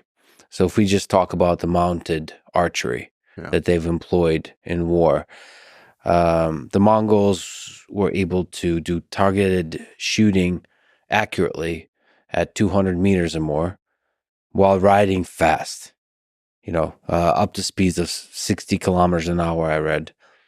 So there's a lot to say. Like, you have to time, and just watching some of the videos, it's just incredible how stable you could be on top of a horse. And I guess you're supposed to be shooting at a moment of the gallop when all 4 of the feet of the horse are off the ground. And so you have to time all of that. You have to position your body to maintain balance. And then there's the skill of the actual holding and shooting the bow accurately. And there's obviously the technology of the bow, the composite bow, the recurve bow. They've also, I read, used crossbows later. They've adapted the technology. And there's a particular kind of thumb draw that you use for shooting with the composite bow that works for a horse, because the thing is bouncing up and down, right? So you have to not drop the arrow. It's just incredible to be able to shoot while the horse is going 60 kilometers an hour. Anyway, can you speak to this kind of exceptional excellence that the Genghis Khan and the Mongols had for riding horses and engaging in war off of the horse. The Mongol, the horse, and the bow were a perfect combination, and it was the most lethal weapon known to the world before the modern era. It was incredible, the synchronization and the timing of the movements, and also the years of skill. The fact that from absolute birth, the Mongols would be on a horse. And by 3 years old, they would probably be riding alone on the horse. Now, when I first went to Mongolia in the 1990s, at that time, all jockeys on horses for races had to be under 6 years old. That was the age limit. The cutoff was 6 years old at that time. And so you had some as 3 years old racing out there. It's absolutely incredible. And of course, at that age, they can't even have a saddle because it can't even be used. So all they're doing is staying on the horse. The horse has been trained to do what it has to do, and they just stay on it. But by staying on it, they learn the horse, they become one. And not just one horse with one rider, but one rider with several horses. They usually 5 is the number that you should have for you when you go off to battle. And this ability to then shoot. You have to defend your animals. There are wolves around, foxes, other things. And in some areas, there were even tigers and other animals that would come in. And you had to be able to shoot to defend it against other people who might be raiding you. So they became excellent archers. They had composite bows that were very powerful, much more powerful than those of most sedentary people. Now, I say all that because it's very important, but those are all sort of nomadic traits of the Great Steppe anyway. I mean, in an earlier version, you had the Huns who came out of Mongolia, and Hun is just the Mongolian word for human, Hun. That's to this day, that's what they say for a human being. So they came out of Mongolia, and all the early Turkic groups came out of Mongolia, and they had the similar skills. So you have this perfect weapon, but also you have to have perfect strategy and how to coordinate it and organize it and use it. And this is where the genius that I cannot explain at all, but the genius of Genghis Khan came in. Other people, I think, had been very good in earlier times, a number of Turkic leaders, and also, or even Attila the Hun, who, of course, was actually born in the West, but they were charismatic leaders and very dramatic leaders. And it wasn't that they were so excellent in their strategy. They were very good in warfare, and that's what carried them through. Genghis Khan's army was extremely good in warfare, but small. He never got probably above 100,000, at the most 110,000. That is small.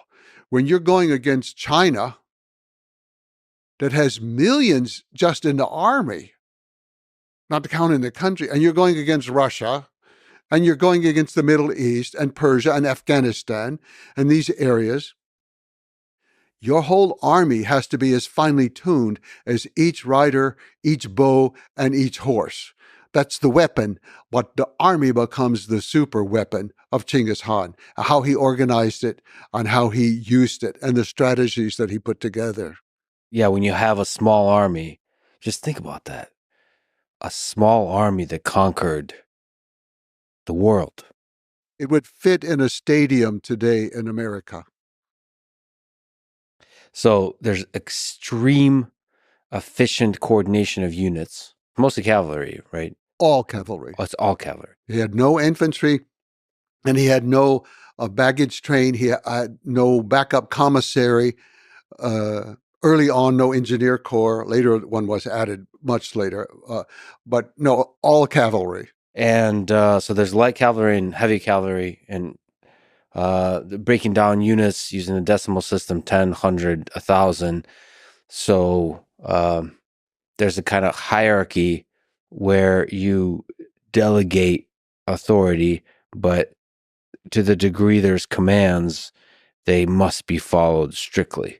Yes. So for like extremely efficient, accurate, precise deployment of these troops on the battlefield and the dynamic movement of the troops, including all the interesting tactics that were utilized, you have to have really good communication and coordination. And for that, orders must be followed. Yes. Is there something to speak to that? Like, how do you tune this kind of system to where everybody is working together so well? I think the first point is the extreme loyalty of the people whom Genghis Khan chose. His kinsmen, as we said, had deserted him. His anda was a questionable relationship, but all the others that he found were just common people, herders or hunters, very common, and they were loyal to him and never, ever revolted against him, never betrayed him. So he had extreme loyalty. And then, as you mentioned, he organized his decimal system. So the smallest unit of the army was the arft, the squad of 10 men. They were put together, and then the head of that squad, he had total control over it. But the men knew that they were going to protect each other, and they had to come back with every member or every body. You don't leave anybody behind. So this was extremely important. So if you submit to the orders of the man in charge, you know that he's risking his own life for you also. And you know that your brother on the left and on the right is risking his life for you. The army they were organized with 5 horses, each man. They had their bow and they had a lot of arrows, as many as they could have, but they also retrieved arrows at the end of their battle. And they also would retrieve the enemy arrows. This was a great advantage, by the way, when they hit Russia, because the Russians could not use Mongolian arrows. They could knock them in their bow, but the Mongols could use Russian arrows. But so all these little things, but it's not even just the arrow. Also, they had to carry needle and thread. Every soldier had to be able to sew. And sometimes that could be a torn garment. It could be a piece of skin or a wound that somebody has.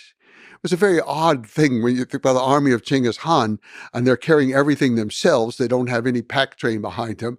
And that one of the things they have to carry is needle and thread in order to sew up things. So complete self-reliance in that regard. Yes. They also carried dried dairy products, adult, it's called, where they dry curd, and they can keep it for a couple of years even. But you dry it, and then when you need it, you can put it in a flask of water. You ride all day, it joggles up and down, boom, boom, boom, and turns into kind of thick protein. It's said that the Mongols could easily go 3 to 5 days without ever building a fire. They had enough food there. So all these little things at the lowest level were important, as well at the highest level of his loyalty, of his men to him. And it went all the way down. Loyalty was extremely important. And he organized the army into left wing, right wing, or east and west. Mongols, the word for left is east, the word for right is west. So those 2 wings. And then in the middle was the goal, the center, this moving center that was his bodyguard and his unit in the middle. Then usually they'd have a vanguard and a rear guard. And sometimes the vanguard would go out as much as 2 years in advance to clear the land, run the people away, scare them, make them go away so that the grass is left there for the army when it moves through. And they never marched the way other armies do in a line of one following the other. That would always go in long lines spread out in wings so that each horse is on its own path, you could say, but all parallel together. So they had very precise ways of doing things. And this, I think, was the secret with him. And he used the best people, but he was willing to train them as much as possible. He never punished them for what happened. So Shiki Hutuk, for example, the supreme judge, he was in command one time of a group in the battle in Afghanistan, and he lost the battle, which is very, very unusual for Mongols. So Genghis Khan went out with him, said, okay, let's go to the battlefield together and look it over. And you explain to me what you did, and then we will talk about it. So he was very thoughtful in the way that he was training the people around him. And they knew they weren't going to be punished. It's not like these countries where the general comes back and gets executed because he lost. No, Genghis Khan knows every general is going to try 100%. And if they retreat, fine. They're saving Mongol lives. They know what to do. He respects that. So all these things like that fit together. But I think a part of it that was important for him, so he had this base from steppe warfare already, the horse, the archery, and how that all fit together. But he was very quick to embrace any kind of other technology that he saw. I think that sedentary armies, like sedentary civilizations, they get stuck in their ways. This is how we do it. And we're going to make it a little faster, we're going to make it a little bigger, a little stronger, but this is how we think. Genghis Khan had no set way to think. And when he encountered the first walled cities around 1209, after founding his nation in 1206, he went out on these raids. And I really think they were raids, not wars at first. So he went into Tangut territory of what's now northwestern China in the upper reaches of the Yellow River. So he went there, and of course the cities have walls around them. This is a man who's never encountered a wall in his life. Well, he did, but they were made out of felt. The walls around his tent are, felt walls. Yeah, just imagine what it's like for the first time in your life seeing a wall. Yes. When you come from the Mongolian steppe, where there's very few even natural wall-like things. Right.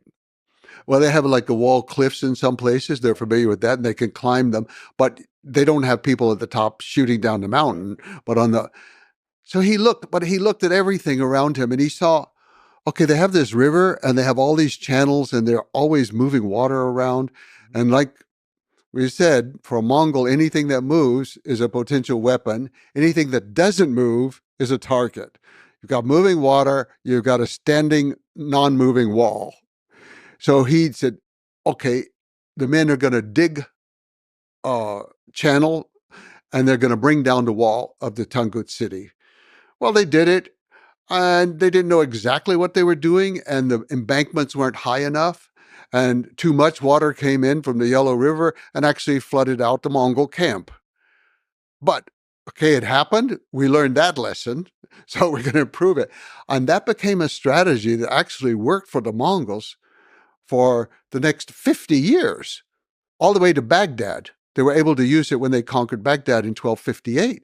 So this ability to see things and to try them, and if they fail, to try them in a different way, but a better way. We all think we learn from our mistakes. We all, I learned from that. And what do? We repeat the mistake. I think it's just a part of human nature. Well, it didn't work the first 8 times, but I'm going to do it one more time. I think it's going to work. I know I'm going to win the lottery this time because I got the right. That's how we think. But he had that real ability to, first of all, to be humble before these other things he didn't know about, technology, and to understand that he didn't understand, but he could understand it in his own way. And he did. Over and over, the Mongols were excellent at putting together new things in new ways and using them against their enemies. So rapid, extreme, continued innovation. So you couple that with you have to say a revolutionary idea that promotion should be based on merit. That idea, combined with the innovative approach to the military, it just feeds on itself, because the people who are learning from their mistakes and constantly improving are the ones that get promoted in the positions of power, and then they inspire everybody else to do the same. And so it's just, if every action is judged based on the excellence of that action, then over time, repeated iteration in war creates a more and more powerful army. Yes. And they were able to do that for 3 generations, to create an army that was ever expanding, ever changing its tactics and its technology. And they got worse at it over time. But Genghis Khan was the one who innovated it. He was the best with it. And he used it throughout his lifetime, and he was getting better over his lifetime with using foreign information, foreign technology, foreign ideas. He just had a genius for that. If we can go back to the horses, you mentioned every soldier had 5 horses. The reason for that is the horses get tired. Yes.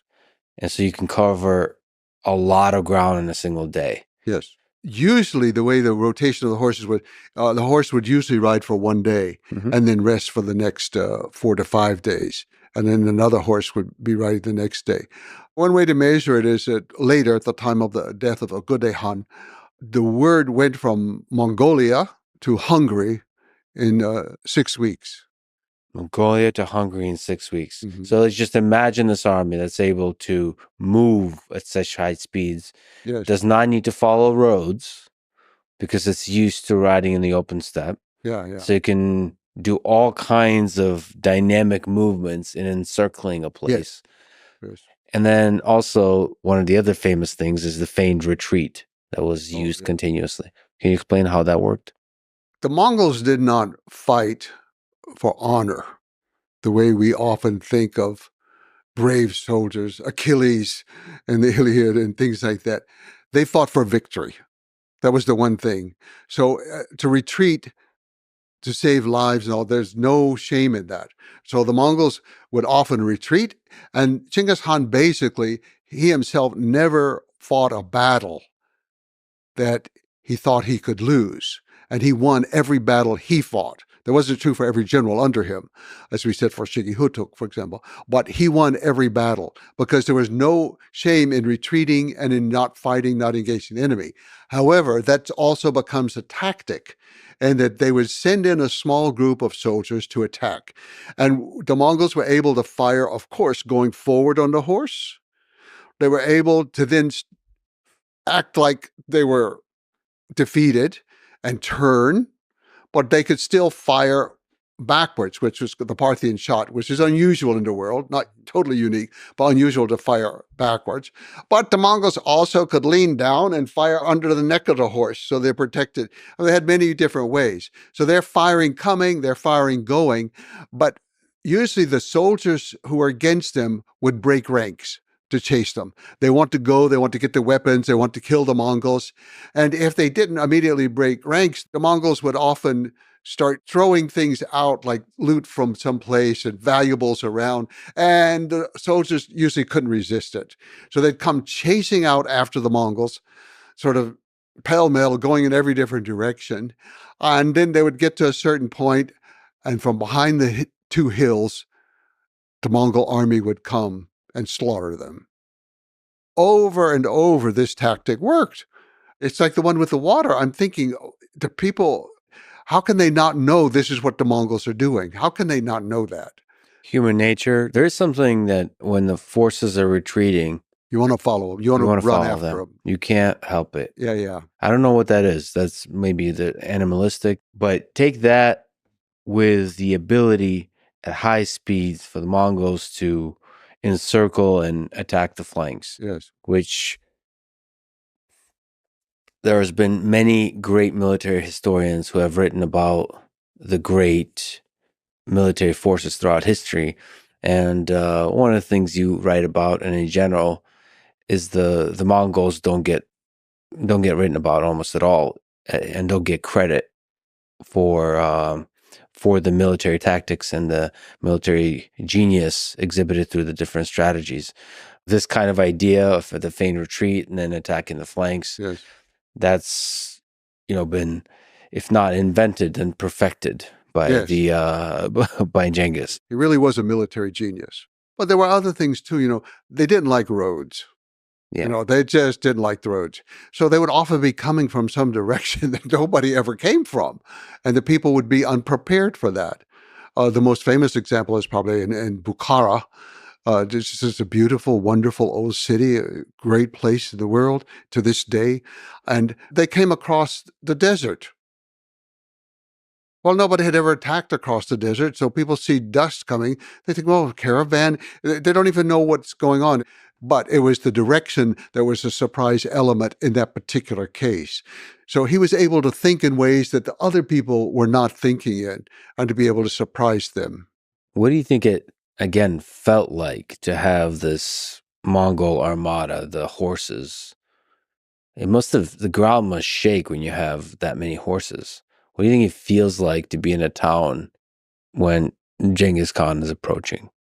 I think the terror was one of the greatest weapons that he had, that he cultivated this reputation of ferocity. Not only did he win battles, but he didn't allow people to write about him, as we said, but he encouraged refugees. And when he conquered a city, he always made sure there were plenty of refugees to go to the next city, because it's going to weaken them. It's going to weaken their food supply, and they're going to terrorize the people with tales of the millions of people that the Mongols killed with their steel chiseled teeth and eating children and all kinds of horrible tales. Genghis Khan encouraged it. This is propaganda. It's terrorism of a mental sort to weaken the enemy. And so when you hear, or even if you know they're coming, you see the dust, you hear the kind of roar that comes with all those horses and the trembling of the earth. It must have been truly terrifying. So the psychological warfare was a part of the whole process. But as I understand, there was always an offer for the towns and the territories being attacked for them to surrender peacefully without the loss of life. Yes. And the alternative would be the near complete loss of life. Yeah. Can you speak to that? Genghis Khan had a precise system. Exactly. He sent in envoys first to explain to the people a little bit about the Mongols. Already much was known, but to explain to them that if they surrendered, all the lives would be spared, and they could continue in their professions. It's just that now the rulers would be the Mongols. They would have to pay the taxes, and usually it would be the same taxes they'd paid before, but now they would go to the Mongols. That was kind of the general system. And because you only have 100,000 soldiers, you can't leave a detachment there. So you're going to leave the local people in charge to run their country or their city and their area the way they have done in the past. He was absolutely faithful to that. In one episode in the north of Persia, modern Iran, his son-in-law, Toghtar, he violated that and was stealing and looting from the people who had surrendered. Genghis Khan called him in, and he stripped him of his rank, and he said, the next city, you go first as a common soldier. And of course, he was killed in the next battle. I don't know the name of the daughter, unfortunately. I've tried to figure that out. But anyway, it was a close relative to him, and he was killed in the next by violating this law. So that was the law. So then, if the city fought and the Mongols won, they did not kill everyone. What they did was they killed all the leaders. They felt like the elite had not served them well, and they usually killed the army because they couldn't incorporate the army into their own. The army had failed. But the one thing that they valued were all the artisans, everybody who had a skill. And that skill could be making a pot. It could be hammering out a metal plate. It can be weaving carpets. It can be translating or just reading and writing. Every person with a skill was spared. So the killing of the people who were defeated wasn't so severe. What was truly severe was if you surrendered, and many of them did, and then they knew they would not be harmed, so they're not harmed. The Mongols go on. The Mongols are hundreds of miles away. And all, so forget about the Mongols. Genghis Khan said word they were supposed to send so many cows or sheep to help. Forget about the Mongols. They're far away. It's a remove. No, he stopped. He returned. He conquered the city, and he killed everyone. That's the way it worked. So the most drastic slaughter happens when there's an agreement and then betrayal. Yes. And as it turned out, I would say it was more the Middle East, or what we call around Iran and Afghanistan, where these were the worst cases. And I would say only in Afghanistan did sometimes the emotion of the slaughter take over in an unfortunate way. But he had a grandson whom he loved very much. and that grandson traveled with him, and he had the happy childhood that Temujin had not had. And I think Genghis Khan just loved that about him. But in Afghanistan, he was sent off to conquer the valley of Bamiyan, where the great Buddhas are, actually. He was sent to Bamiyan, and as it says in the Persian history, the thumb of fate fired the arrow that shot him down. He was killed. And for Genghis Khan, he had never lost a family member, not one. None of his sons, none of his grandsons in battle. He had not lost them. And now to lose the most valuable grandson you have, the one that's your pride and joy in so many ways. And so he called the father, his own son, to him and did not tell him. He did not announce it to the public. And the son came, and the son didn't know why he was being summoned. And Genghis Khan said,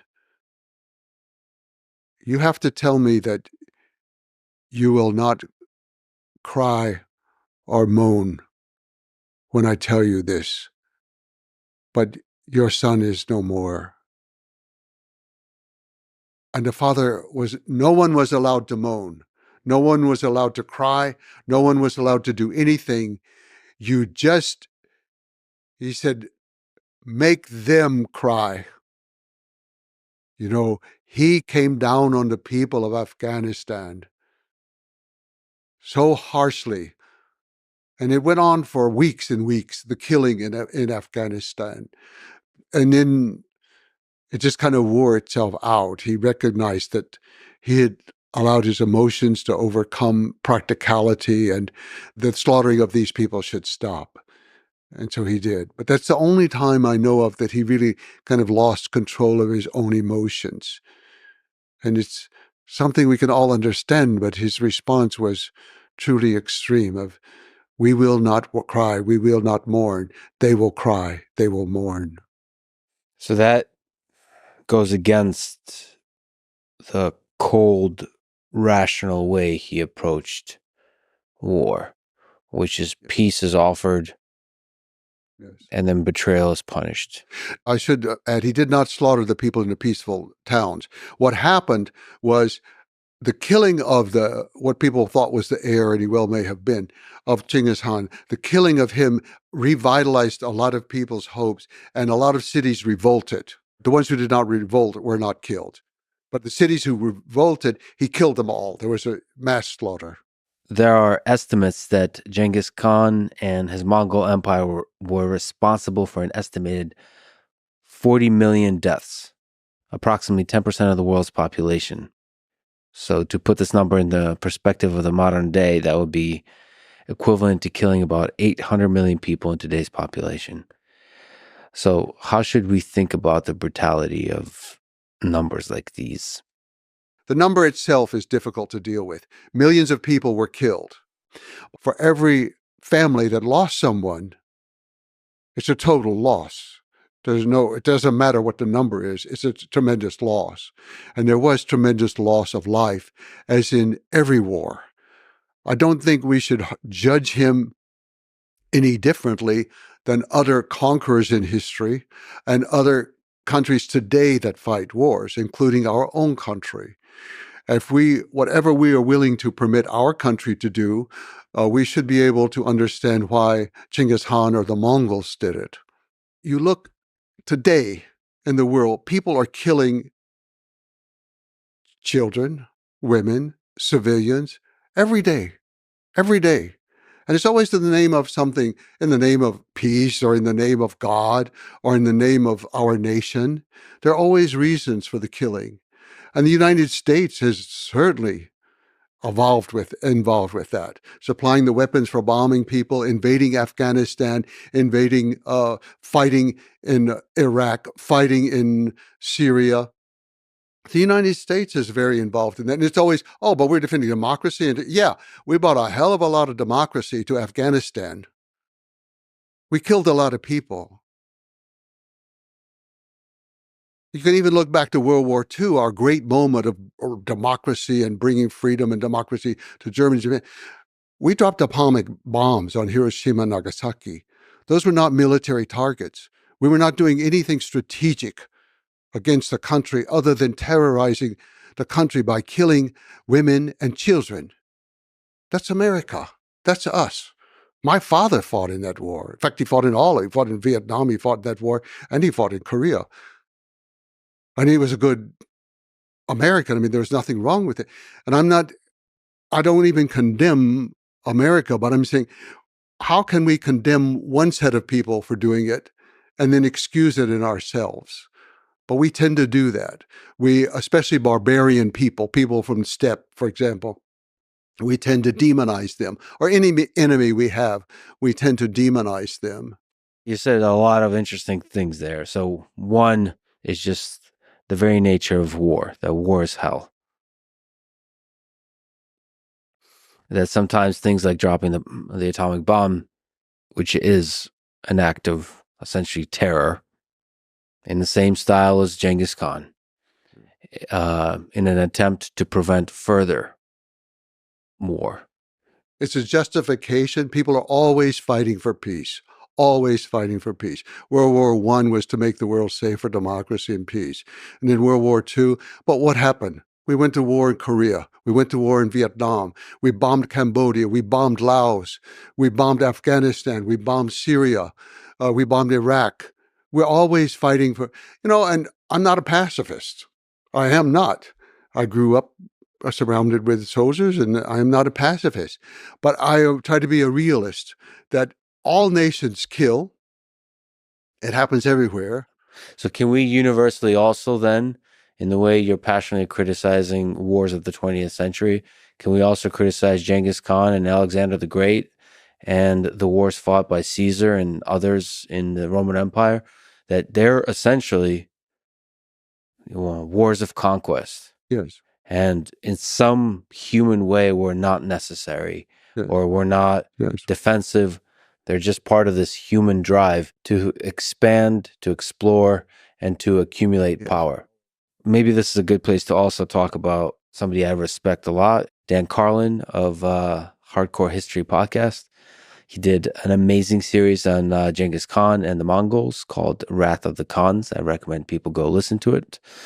So he had a lot of interesting ideas there. One of them, he presented the idea of historical arsonists, so referring to figures who cause immense destruction, but also pave the way for new developments and progress.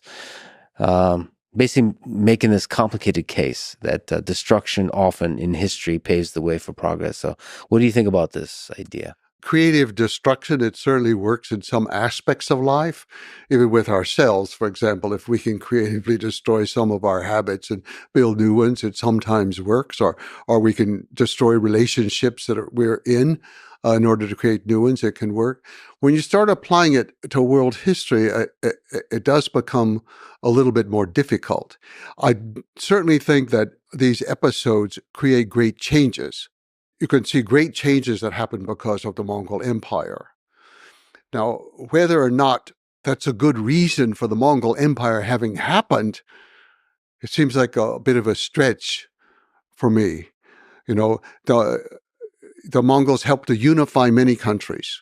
You can think Korea had been 3, basically, kingdoms, push them together. Everything that you see in China today was a part of the Mongol Empire. They put together North China, South China, Tibet, Manchuria, and it was a little bit larger under the Mongols. Even Russia, with so many little kingdoms and duchies and dukedoms, and the center had been in the Ukraine, in Kiev. And they shifted the focus out of Ukraine and more towards into what we call Russia now, and they began the process of the unification. It had a great impact on the country. So in a way, it's a new creation. Yes, it does arrive out of the destruction. But also, I think we need to look, where does the destruction come from? And it often comes because the powers around them have been so debilitated and so corrupted and so decayed of their own lack of moral fiber that it was easy to conquer them. The case of Kublai Khan finally conquered all of China. He was conquering a decayed dynasty. When the Mongols conquered Baghdad and overthrew the caliph, they were conquering a very decayed institution. no one likes war, and I certainly don't like war, but I'm not 100% against it. I think that there are times that people are going to do it for their own protection, if nothing else, or of their family, and it's justified in that sense to themselves. It may not be justified in a world sense, but I just make the case for being tolerant of what the Mongols did if we can tolerate what the Americans did. And I am American, true and true. There's no question about that. But we overlook all of our things that we did. Now, it's interesting, for example, in Afghanistan, we were there for some 20 years. We had made the Taliban stronger before when they were fighting against the Russians, and then we kicked them out, and then they kicked us out. But some of the Taliban leaders are from the Jadran clan, the descended from Jamuk family, from his clan. This is what I mean when I say that the ramifications from that time are still with us, and we don't even see it. And when Saddam Hussein went on television for the last time in Iraq to plead with his people, he said, the Mongols, meaning Americans, the Mongols have returned. The Mongols have returned. And he said, the Americans are just the new... And I can see it. I don't accept it. But I can see how people think. If we can be honest with ourselves and strip away our own lies about ourselves, then perhaps we will be more ethical in our dealings with other people. And there's effects that you could talk about. I mean, the unification of China, Mongols or otherwise, is a very important step in the history of China that permeates to today. And then there's a lot of stuff that we'll talk about, the ideas of religious freedom, the postal network, the trade routes, all of this. There's a lot of progressive consequences of the Mongol conquest in the Mongol Empire. We'll talk about that, but let's linger on the heavier topic for a little bit longer. Like we were talking about Dan Carlin, he was critical of your work a little bit, showing it respect, but also a little bit critical as being a bit too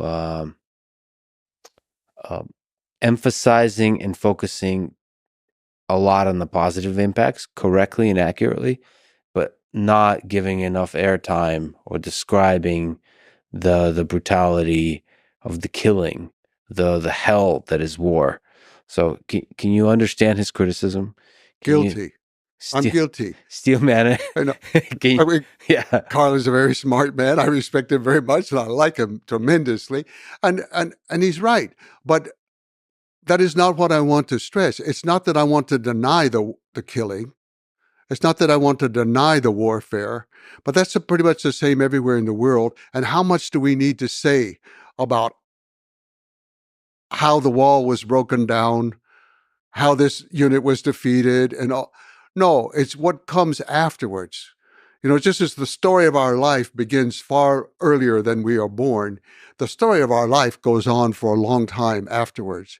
If you have a nation of 1 million people, and you are ruling over hundreds of millions of people, China, Russia, the Middle East, you do not do that through warfare.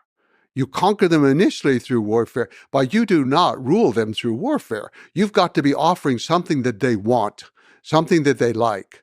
And all the things you've mentioned, from the trading system, the postal system, the religious freedom, the rights of women, the rights of minorities, these were things that people responded to. And so the world benefited tremendously from the life of Genghis Khan. But all we want to talk about, and I don't deny it, is the conquest part. Okay, that's 20 years. If it went on for another 150 years, there's more to the story than just conquest.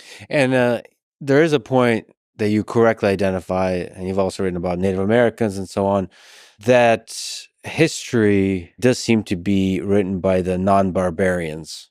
But in reality, history is not divided in this kind of way. And the barbarians are not these crude, brutal, plain, simple people, that there is a sophisticated, deep culture within them as well. Yes. All the different kinds of peoples that came from the steppe. Yes. I guess if there's one thing that I try to do in my career of writing, it is to get us to recognize the importance of tribal people in the history of the world.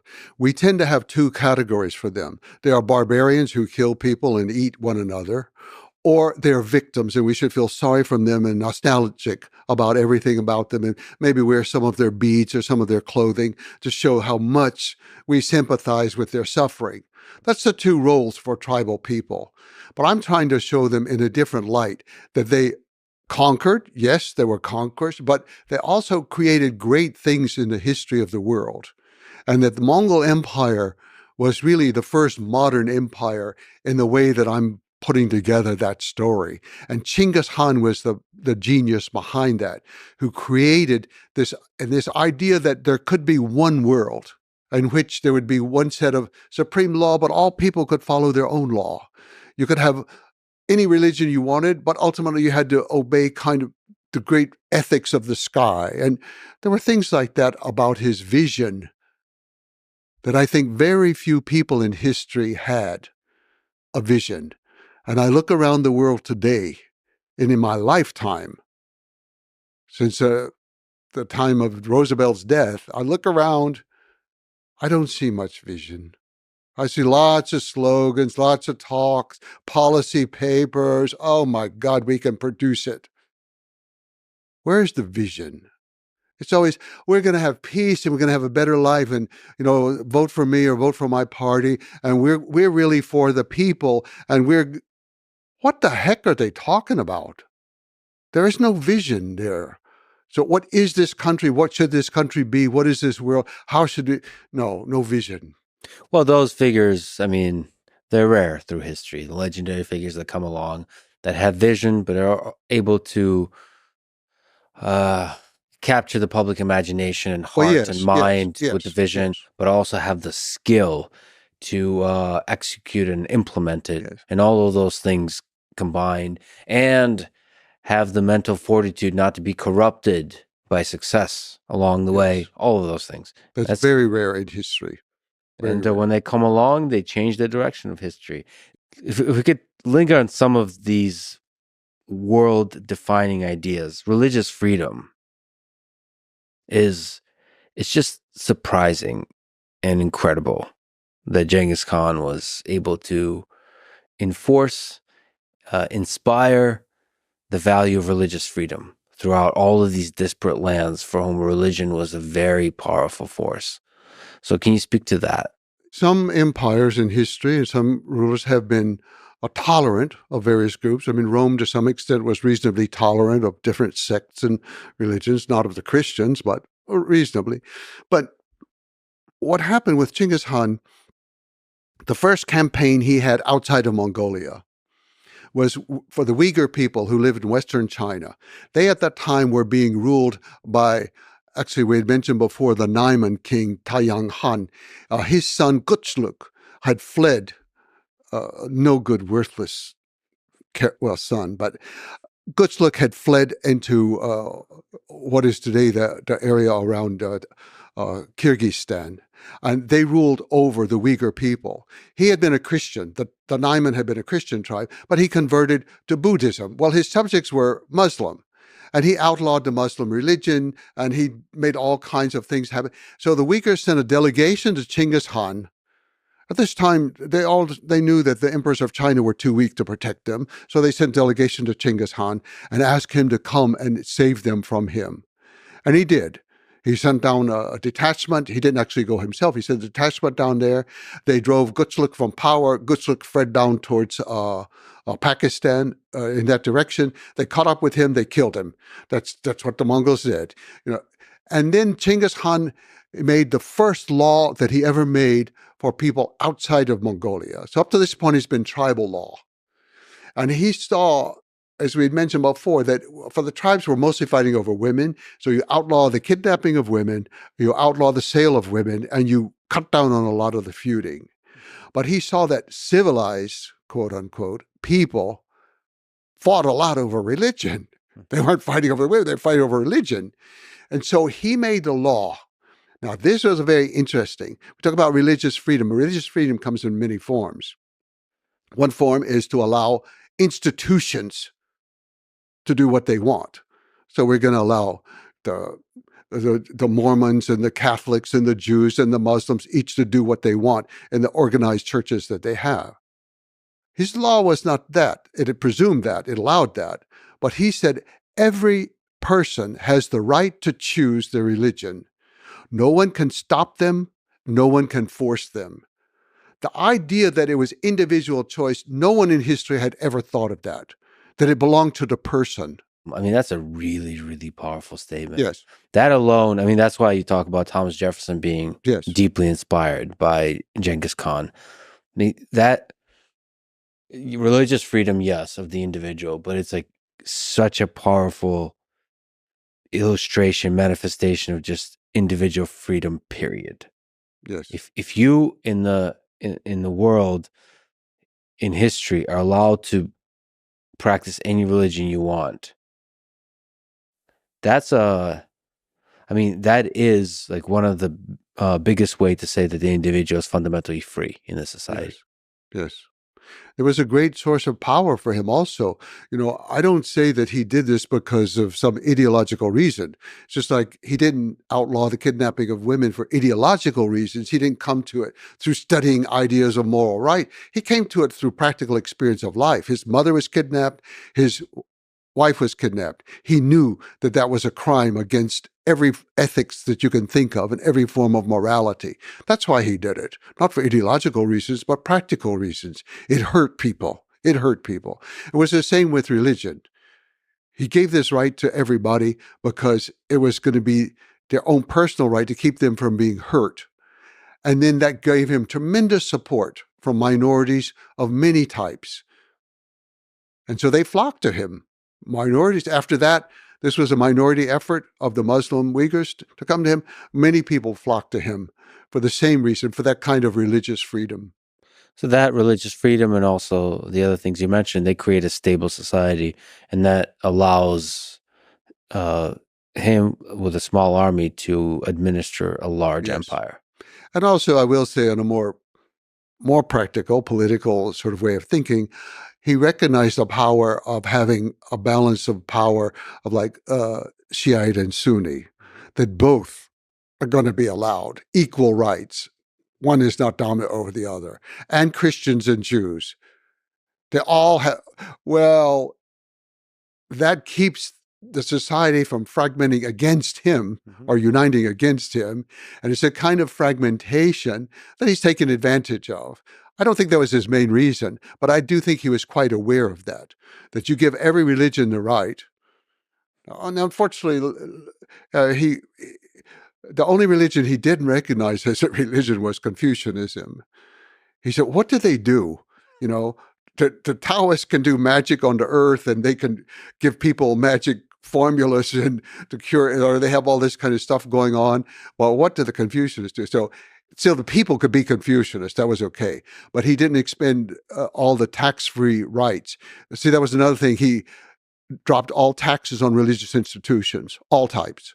But since the Confucianists were not necessarily classified, but then, of course, eventually there was abused so much because the religions were then getting everybody to donate property. You can still use it. You can still farm your land, but it's ours. And now you don't have to pay taxes on it. You just give us some money, got abused. But it started off as a good idea.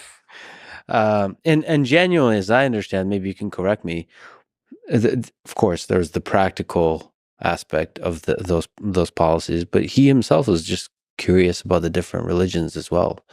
As I understand. So he never chose any religion except the one from which he came, I guess. Can you describe what he believed spiritually himself? It's interesting, we said after the death of Shirimun, his grandson, in Bamiyan, and the slaughter that followed that, he went through a new phase in which he summoned religious scholars of all sorts. Famous Cheng Chang from China, whom I despise. But anyway, he came and with all of his magic formulas for things. And then a bunch of various Muslim leaders came. So Genghis Khan was exploring all these different religions. And not just in a simple way. He had organized public lectures from these people and public debates, not antagonistic debates, but discussions among groups of people who hated each other and would never discuss anything. And suddenly this powerful man summons them and he has to say, okay, well, explain your religion and explain yours. And even sometimes you can't just explain it in terms of your own scripture. Mm-hmm. What do you say to the people who believe it? So he was exploring, but no, he never changed at all. He was an animist, we would say. That's about the only term we know to use. Early in life, he worshipped that mountain where he took refuge several times, Burhan Khaldun.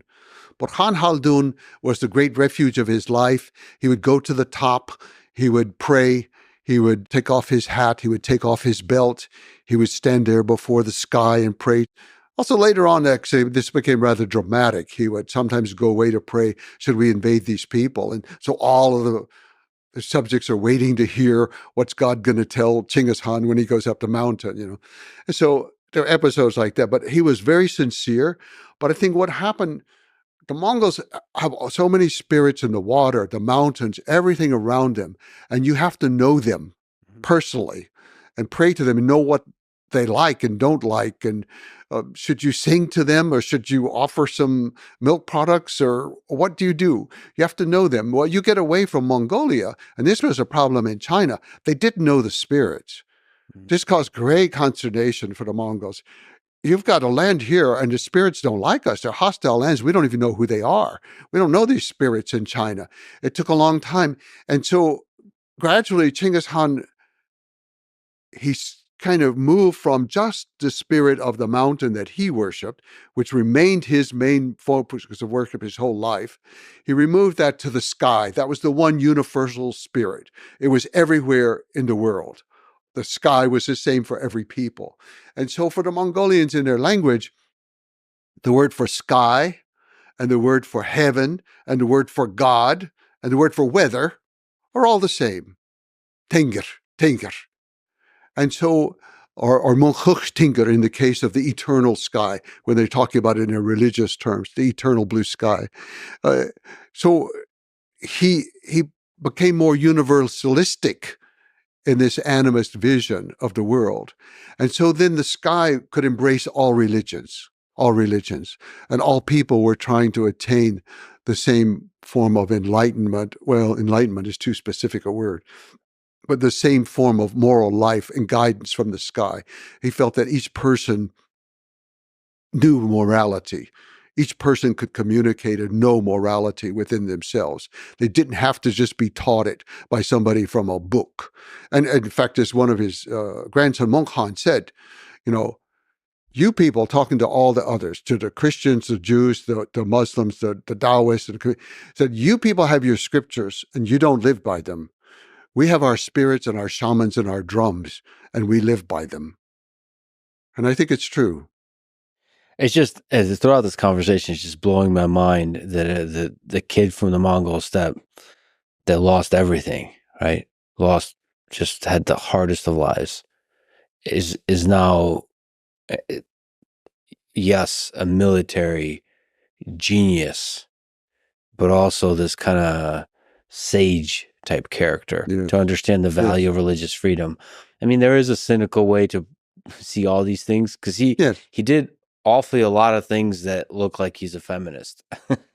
And you're saying, well, the cynical way to see that is what he saw the value of promoting women in positions of power because they create a more stable society.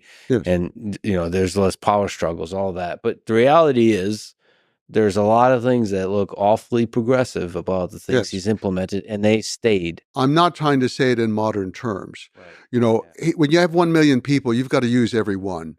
And the men are fighting, and so he left women to administer a lot of things inside the country, the economy in particular, and then in some of the ancillary Turkic kingdoms around the Mongols, such as the Ongut, the Tarlik, and different Mongol, and the Uyghur even, were administered by his daughters primarily. And then his wives were in charge of administering the land of Mongolia itself and handling the economy. So he was using the women, but in a very practical way, but it wasn't necessarily in our ideological way. I think it's the same with the environment. I'm not trying to say he was an environmentalist in our modern way, but he passed very strict laws about the use of water and also about not using water, that you couldn't move water into an area to irrigate it. That was violating the earth and violating the water. So they think, a lot of the historians, they think the Mongols are so stupid they let the irrigation system be destroyed. No, it takes more work to destroy an irrigation system than it does to create it. They destroyed those systems out of a policy, and that was, this is going to return to pasture land. This lasted, Kublai Khan was the one who changed that, actually, and then started allowing for more irrigation and the movement of water and things. But Genghis Khan, we can't use these modern terms of like a human rights crusader, or I'm trying to say he's the Democrat, the modern sense, or an environmentalist, or a feminist. But all of this was a part of it. Another part was the protection of envoys. He said every envoy, every ambassador, every messenger is protected from arrest, from torture, and from killing. And if you kill one of ours, we will wipe you out. And in 1240, that was the destruction of Kiev. I mean, this is after Genghis Khan already. There's Agudai Khan, his son, the happy drunk. Agudai Khan's army had come there under Subadai, the greatest general in the history of the world, I would say, Subadai, a person who's not Subadai. It wasn't Genghis Khan, who was for the military part. He was the greatest strategist for organizing everything together. But the military part was Subadai. So Subadai had been there, and they sent in an ambassador who happened to be a woman. Now, some of the Western sources say a daughter of Genghis Khan. I have no evidence of that, and I don't quite believe it, but maybe she was kin to him or something. Some say she was a daughter of Genghis Khan. Others say she was a witch. The people of Kiev decided she was a witch and killed her. Okay, that's it. That's it. Kiev was destroyed for killing a Mongol envoy. The envoy is a method of communication. Yes. In diplomacy. Yes. And so if you destroy that method of communication or disrespect it in any way. Exactly. And that sends a signal to everybody else. Yes. You send an envoy, you respect it. That's why these plans of it, I say that the making of the modern world, but most of the ideas we accept the idea, we don't do the practice. All of us accept today diplomatic freedom. Diplomats are killed around the world yearly. We accept the idea of female equality and emancipation of every way, but in fact, they're enslaved in many parts of the world today. We accept the idea of religious freedom. Oh, but not those people. That's not. Theirs isn't good. Their religion isn't right. But our religion, we will tolerate them, but they got to be more like. No. We only say these things, but the world still hasn't achieved some, and he did achieve these within his empire in his time. He achieved those. So one of the things we've mentioned, but I think is really, really fascinating, and it maybe an immeasurable impact that Genghis Khan had is on trade. And, you could say a lot of stuff, but basically establishing a unified trade network that spanned I don't know how many thousands of kilometers. And there's a lot of interesting things that were done to enable that trade. One is providing safety and security of not just the envoys, like we mentioned, for communication in the military context, but for the merchants. Can you speak to what Genghis Khan did for the trade network connected to the Silk Road, as an example? Nomads in general are interested in trade. And throughout most of history, they have been the traders who carried the goods from one city to another, or one oasis to another. And so the Mongols were also extremely interested and extremely dependent. They could create very little in their home country. They couldn't grow hardly anything, and they didn't have the technological skills for most of the crafts. So they're very dependent on trade. Mm-hmm. Well, they raised the status of merchants very high. This was particularly a problem in the Chinese world. It wasn't so much in the Christian or the Muslim world, but certainly in the Chinese world, where merchants were considered extremely low. And all of a sudden, he raises them up above scholars. They're going to have certain rights. For example, they get to be taxed one time. Whatever the national tax is, that's it. They're not taxed every time they stop in some new town. And he created a set of what we would call rest houses or recuperation centers where they could get fresh horses, they could get food, they could deposit their money and get paper receipts that could be used anywhere in the empire. They were guaranteed protection. If they had to pass through an area where it might be dangerous, then a small group, a squad of men and horses would go with them. So trade was extremely important. And then the Mongols, they supported trade in a very odd way. And that is the merchants would come in and they would ask for an outrageous price for some goods, much more than they should get, waiting for the Mongols to bargain them down. And the Mongols would say, I'll give you much more than that. It was just, and his grandson or his son, Ogutay Han, was once asked, why do you do that? You got to stop doing that. This was a Muslim financial advisor he'd called in. He told him, well, you've got to stop paying more than people ask. And then Ogutay said, where's the money going to go? It's still in my empire. It's going to come back eventually, And so they had a much different attitude with great respect. And I think a symbol of that is in the time of Kublai Khan, when we see that his uncle and father went to China and came back from China. And then on the second trip, Marco Polo went with them to China and back. They were safe the whole way. Their goods were safe. They came back with tremendous amount of wealth. They were never harassed. And the mere fact that they could cross, it took 2 years, but the mere fact that they could cross the whole continent safely and come back, that was unprecedented. We really don't have any well-documented case of anybody, say, from China visiting Europe or Europe visiting China before the Mongols. But since Genghis Khan, there's never been a year without contact between East and West. It was permanent. Once he created it, it was permanent. I don't think it's possible to measure the positive impact of that, because it wasn't just trade of goods. It was also exchange, explicit or implicit along the way, exchange of ideas, whether that's exchange of technologies, exchange of philosophical ideas, scientific ideas, technical, mathematical ideas, all of this spread throughout and constantly circulating. Maybe can you speak to that aspect of it? Yes. It was an exchange of ideas on every level. Ideas, technology, ideologies, beliefs, scientific information, everything was being exchanged, even agricultural goods of new crops for new areas. But Genghis Khan, he had a part of his genius of organization was knowing what skill people had that would contribute towards his empire. For example, the Muslims were very good with arithmetic. In fact, he conquered the little empire of Khwarezm, from which we get the word algorithm, because there was a mathematician there who invented algorithms.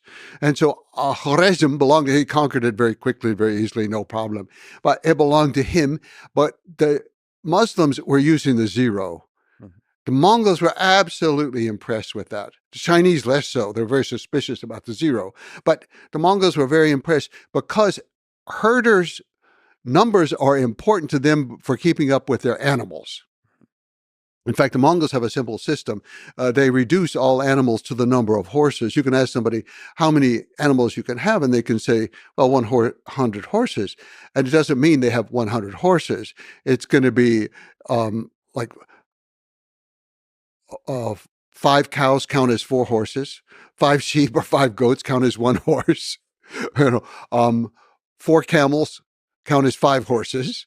So they reduce it all down like that. The Mongols take a census of everything. And that's one of the first things Genghis Khan did. And that was one of the demands he made of every place he went, is a complete census of your people.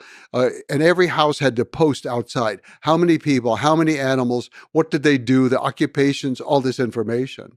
So they needed good mathematics for this. The Muslims provided it. So they took the Muslims to China, these Middle Eastern scholars and all. Unfortunately, they were rather ruthless sometimes when it came to implementing the tax policies, but they became the financial advisors to him. Other groups of people had other roles like that, and he was moving them around constantly. And so you had a combination as I said, he himself had that genius for combining new bits of technology, but it created a new kind of cultural spirit in which other people were also combining technology at other levels and being encouraged. It was no longer heresy or the devil's work to bring in this thing. So we had the spread of printing, for example. We had the partial spread of something such as print money. For example, we had almanacs being created now through printing that combined different calendars and different information that was coming along. But one simple but lethal form of technology was that, for example, Chinese had gunpowder. Mostly it was used for fireworks, religious things, and then sometimes in warfare was used for a kind of primitive hand grenade or a primitive bomb that could be thrown with a trebuchet. And this is in the time of Kublai Khan War, the grandson. But so they had that. The Middle Eastern, the Muslims, they had, and the Byzantines especially, they had naphtha, what we call Greek fire, flamethrowers that could set things on fire. The Europeans did not excel very much in technology. They were behind in almost everything, but they could cast bells for churches. Okay, let's take that bell and we're going to turn it on its side. And we're going to use some principles of the flamethrower. And we're going to use the gunpowder from China. And you've got a cannon.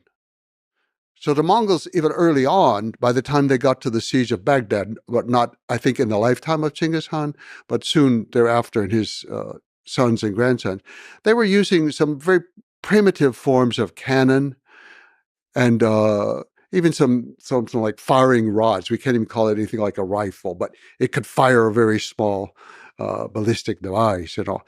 So this combination of metallurgy, gunpowder, flamethrowers, you put it all together and you come up with something incredibly different. So if we jump around a little bit, sort of on the topic of a cannon, what are some technological developments that Genghis Khan and his son and Kublai Khan were using? So how much gunpowder were they using? In general, what was their approach to siege warfare, for example? What are some different ideas there? If we switch to the grandson, Kublai Khan, first of all, he changed a lot of the strategies. They were no longer working. The Mongol system worked perfectly on the grassland. But by the time you get to Hungary, the grassland starts to give out. By the time you get to Poland, it's so many farms. It's hard for horses to get through the farms, and they don't want to go on the roads. By the time you get to the Indus River, it's too hot, too humid. The bows are beginning to wilt. The horses are exhausted. It's not working. So to conquer South China, Kublai Khan had to come up with new things.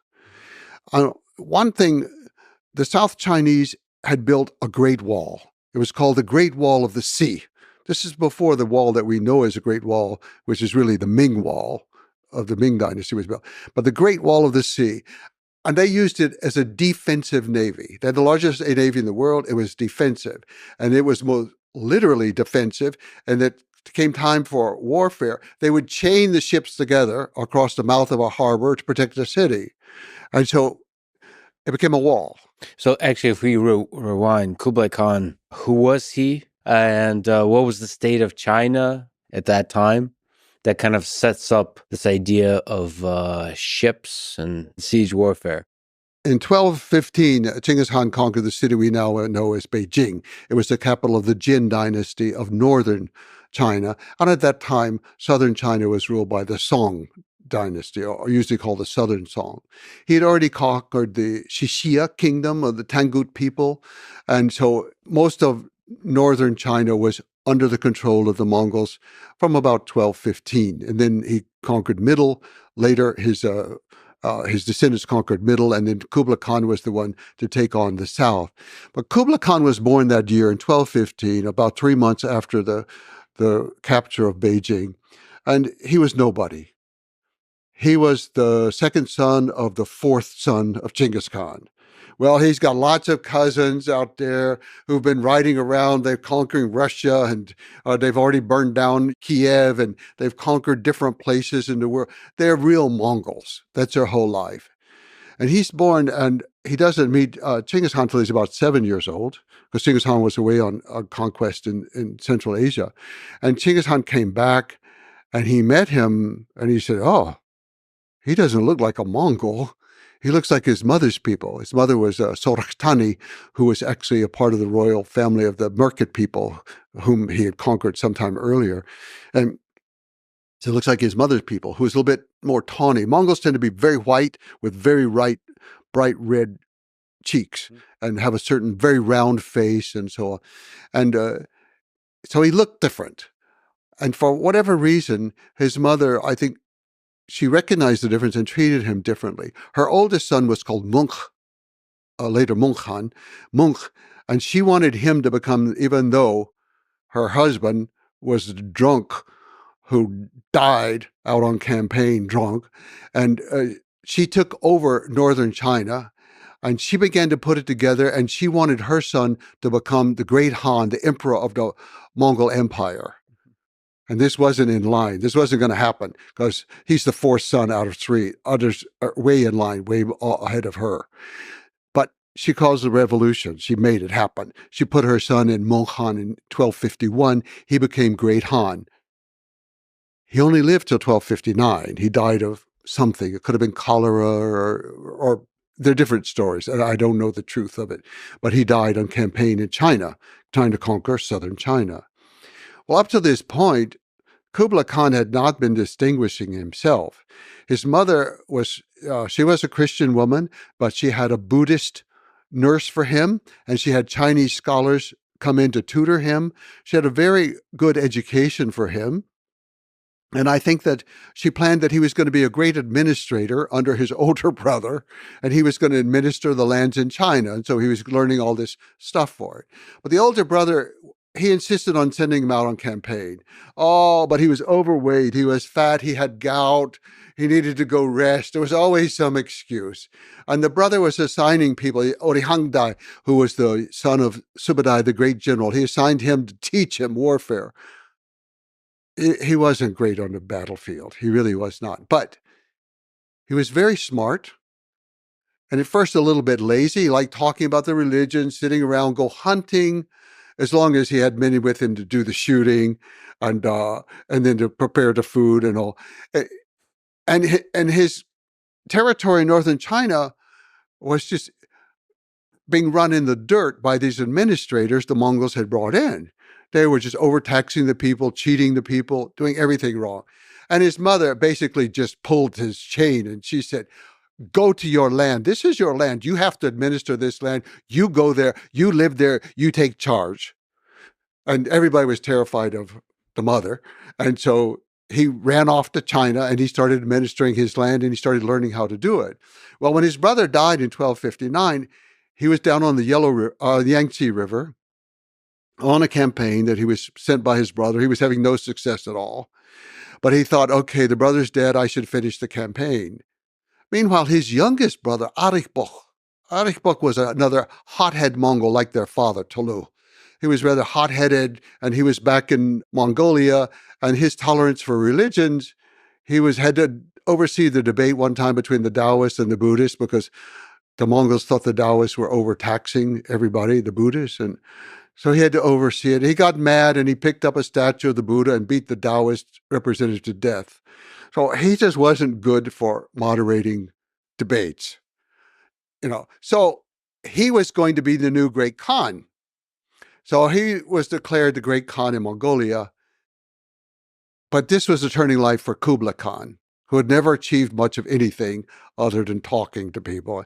So his wife, Chabi, sent him some coded messages, basically telling him, forget about southern China. It's going to always be there. You can conquer that some other time. Right now, your brother is taking over the empire. You should be the new emperor. You are the next son after Monhan. And somehow she invigorated him. And he came back, and even though he didn't have all the military strategy, he had northern China. The resources were immense. He could cut off Mongolia. Mongolia was very dependent on northern China for food. All the Mongols supported Arikhbok. All the ones in Central Asia, all of them were supporting Arikhbok. And so he went to get food from them, and then they didn't want to give up their food. Yeah, we want to support you for great Han, but we're not giving up our food. So he was basically kind of starved into submission in 1262, and then he was taken prisoner into China, and then he mysteriously passed away in 1264, while a legal case was being brought against him for trial, but he never made it to trial. He was gone. So Kublai Khan had not really distinguished himself very much, but he didn't have the genius of his grandfather. I won't say that, but he was smart and clever. He understood more about China than most Mongols did, and he understood more about Mongols than most Chinese did. So the great thing left that Genghis Khan said on his deathbed, finish conquering China. That was the great objective. So Kublai was going to fulfill this, and they didn't know how. The Great Wall of Ships was protecting the Southern Song. This huge Yangtze River was so wide. The ocean on the side, all of these things were protecting them.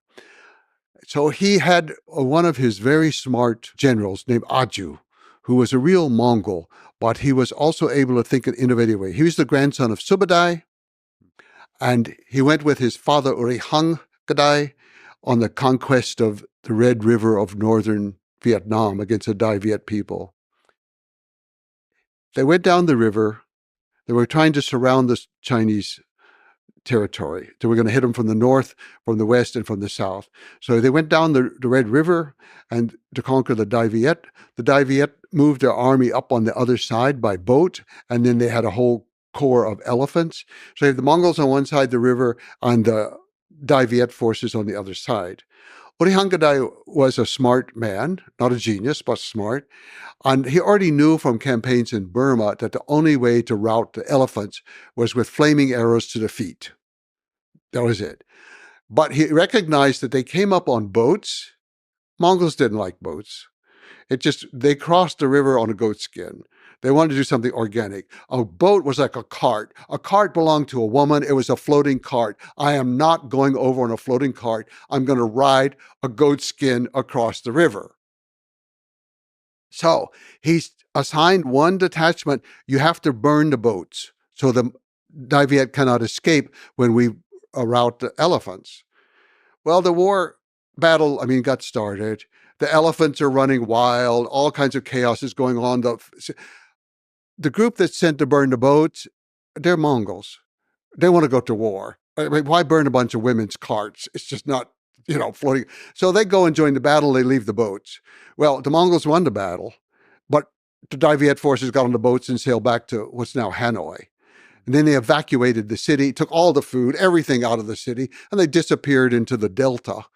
The Mongols arrived, they conquered, quote unquote, Hanoi, the capital city, and they had nothing. They had nothing. They won every battle, they lost the war. They retreated. Aju was the son of Gadai, and he saw all this happen, and he recognized the importance of water and boats, and so he knew.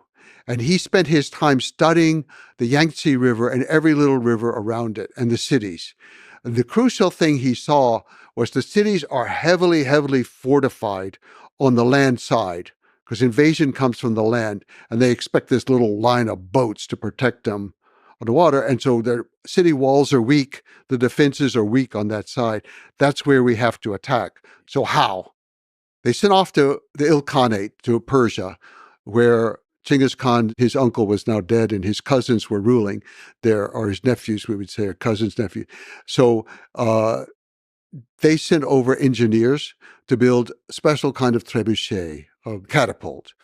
And they had to play around with it to adapt it for a boat because they were usually made for stable ground, but they adapted it for the boat and for throwing heavy things and also for some incendiary bombs. They developed it, and they attacked the first city.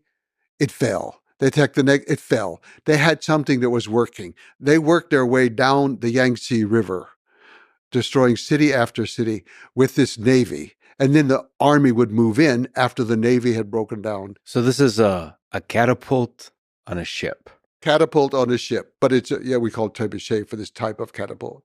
So this is an engineering solution for peoples who are deeply uncomfortable with boats. Yes. And they've accepted it. Yes. Now it's a great weapon.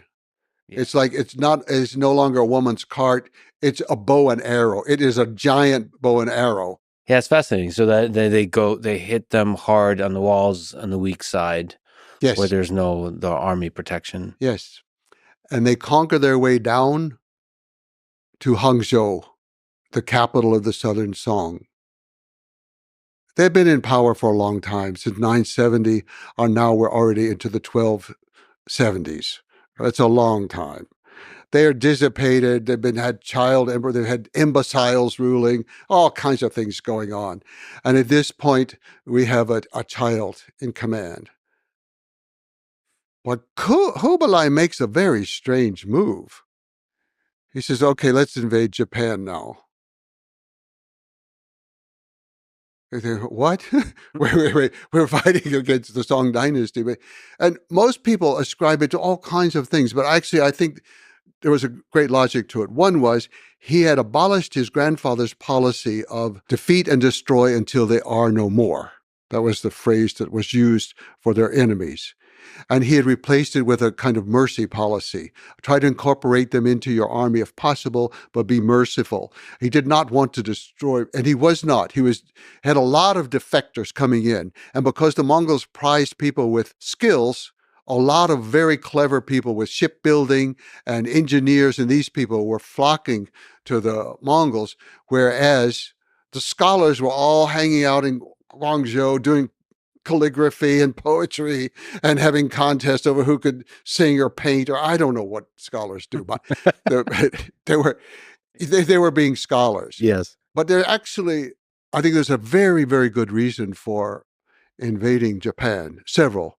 The main one was to cut off the supply of sulfur. They needed it for gunpowder in the South Song. They lost their sources in northern China when they were driven out. They got it from Japan. It was a great source. But I think there were other reasons. If they could trade, they could also perhaps flee to Japan, and they didn't want that to happen. And then there's this idea of, like, kill the chicken to scare the monkey. It's like, okay, we'll go do this, and then maybe they'll just surrender down there if they see us conquer Japan. Well, it was a total failure. You've got a bunch of ships that are mainly great on the river and right along the coast, and you're crossing some treacherous water there. And the Mongols basically just did not know what they were doing. Okay, you can arrive with a trebuchet and you can throw grenades at the beach. It's not really going to do a lot of damage. It might scare a few horses, but you're not destroying cities. And the Japanese cities were more in. They weren't there on the beach waiting for Mongols to come invade. So he failed in that invasion. So we should say that this is the time of the samurai, right? Yeah, in the Japan. samurai. Yes. So there was never a real test of like No, there battle. was some fighting, and the samurai learned some very valuable things. The samurai had such a ritualized way of, it's like the knights of Europe. Yes. Coming out with armor that had to be lifted up on a crane onto a horse. And I mean, it was just craziness. The samurai, almost at that point, you ride out in front of your enemy and you recite the story of your genealogy. Right. Oh, what? Mongols, they have no use for that. They're there to fight. They're there to win. But on the other hand, this was an unknown territory to them, and the weather did turn against them. But I don't want to give too much credit to the weather. I really think that the Japanese defeated them. The Mongols weren't well prepared. Their ships were not very good. They were defeated in the first invasion. Could they get off the ships onto the beach? Oh, they did. They had some skirmishes or small battles on land. Yes, they did. But they didn't successfully complete them. No. So they couldn't do their usual Mongol thing. You're right. Well, see, they don't have enough horses for one thing. Yeah. And there were many tactical things that they had done incorrectly. It's the first time anybody had ever tried to have such a massive invasion. Yeah. So they're just learning the basics of what it means to have a navy. So he has failed to conquer, and he's thinking like a Mongol that you rule those waters and lands, but he ruled the ocean. He stopped the trade. He stopped the supply. He cut off the possibility of the Song dynasty fleeing to Japan. He won in a certain way. He lost, but he had won his objective of cutting off southern China. Also, it gave him Navy some experience with the ocean, and now they were ready to move out into the ocean around southern China. So they were closing in then. Aju was in command, but actually the head command was a man named Bayan, who was a Mongol who had been raised more in Central Asia. He was perhaps born close to the Fergana Valley in that area. We're not exactly sure where he was born, but he grew up over there. And then he eventually was living in what's now Iran. But he came and he took over command of the army. He was very cosmopolitan, sophisticated, intelligent. Aju should have been in command, but Bayan recognized that, and he and Aju worked together very well. Aju knew how to fight the war. Bayan was able to negotiate things back with the capital city and handle things. So Bayan is in command. And so the generals are deserting the South Song right and left. The artisans are all coming up to join the Mongols, get paid. The generals are loading up the boats with all the jewels, and they grab a couple of brothers to the little 5-year-old emperor, and they put them on a boat, and they're fleeing. They even deserted their own families. The generals were corrupt cowards who fled. The person left in charge was the Dowager Empress, an old lady. She had no children. Xie was her name, the Dowager Empress Xie. They said she was missing an eye. She was ugly. They called her Ugly Xie. That's what they called her at that time. She was in charge. And she offered the Mongols everything. I'll give you everything. Please let the emperor stay. Okay, even if you demote him to just being a king, please let him stay. Bayan said no. Total surrender. Total surrender. So she decided to surrender. Well, she said, yes, we will surrender the capital. So Bayan came in with a small group of soldiers. They looked around, and she invited him to come to the palace to surrender. And he said, no, I didn't win this war in the palace. My soldiers won this war in the field. You have to come with the emperor in front of my soldiers to surrender. But he did not harm her. He respected her, and there was no looting of the city. Now, later, they take everything in a very systematic way. They take the archives and all this kind of stuff away. But there's no wholesale looting and killing of people, nothing like that. So they've taken the capital, and she comes out, she surrenders, she bows on the ground towards Beijing, and then she takes the child emperor, and they slowly make their way. She was a little bit sick. It took her a longer time to Beijing, and they surrender again in a public ceremony, bowing to the Kublai Khan. He gives each of them a palace. He gives them a new title. He's trying to show the world this is the new face of Mongols. We don't kill off the old people anymore who are ruling. We're going to give them a palace, treat them nicely and all. But the navy that had fled did not defend the city. Those cowardly generals, they made the new little boy, 7-year-old brother, half-brother to the Emperor Gong was his name. They made him the emperor. Well, they're just floating around on the ocean, losing all support from city after city. The Muslims who were controlling the trade and controlling many of the ships of that area, they were Chinese Muslims, but they were still Muslims. They switched sides to the Mongols because of the religious freedom thing and because they were merchants and their status would be raised. So the Muslims were switching over. The fleet was kind of a fleet lost without a country out there. They had some loyal supporters some places. They dropped the emperor in the ocean. What do you mean? How do you drop the emperor into ocean? They accidentally spilled him into ocean, and then they fished him out, but he died. So fortunately, they had one more 7-year-old half-brother.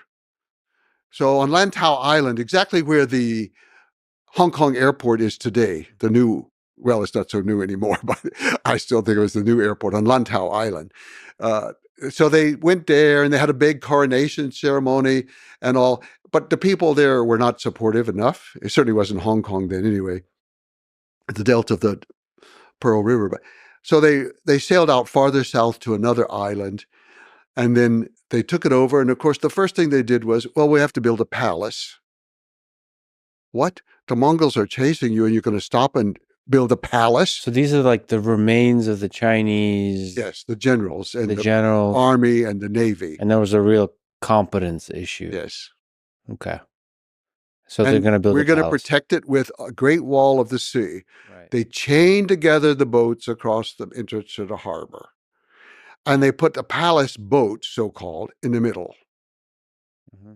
The generals didn't trust their own soldiers enough, so they made all of them leave the island and go to the boats to fight the Mongols.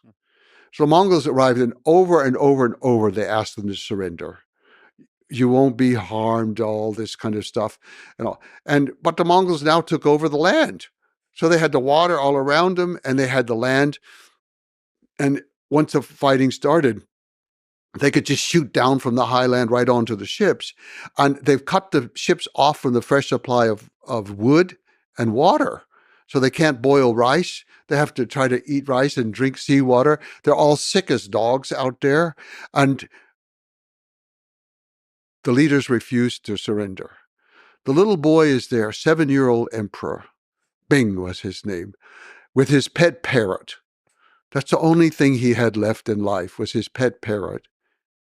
Yeah. And then the Mongols, they offered every opportunity, but the prime minister, so-called, coward that he is, although he's treated as a hero today in China and throughout their history, the coward that he was, he said, we will not disgrace the country by letting them capture the emperor. So first he threw his own wife and children into the water to drown. And then he took the emperor and held him, the 7-year-old, he was 7 years and 1 month. He had just turned 7 years old, and jumped into the water with his child. A child murderer. He's a child murderer to do that.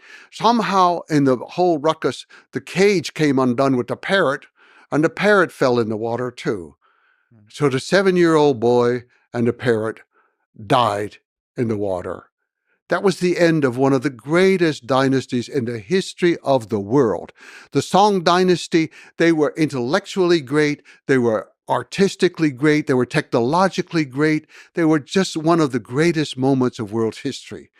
And it ends with this coward killing a child and his pet parrot in order to save the honor that was betrayed by this woman. The men lost the war. The men lost the war. Who's to blame?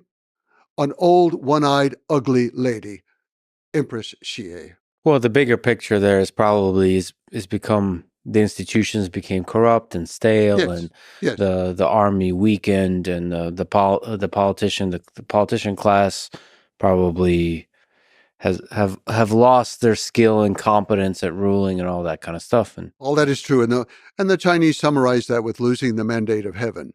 Right. I mean, everybody has their perspective. Maybe if the way you told the story has a very kind of objective sort of way of revealing the absurdity and the cowardice of it. But, there's probably the Chinese perspective that they tell the story in some kind like maintained honor to the last. Yes.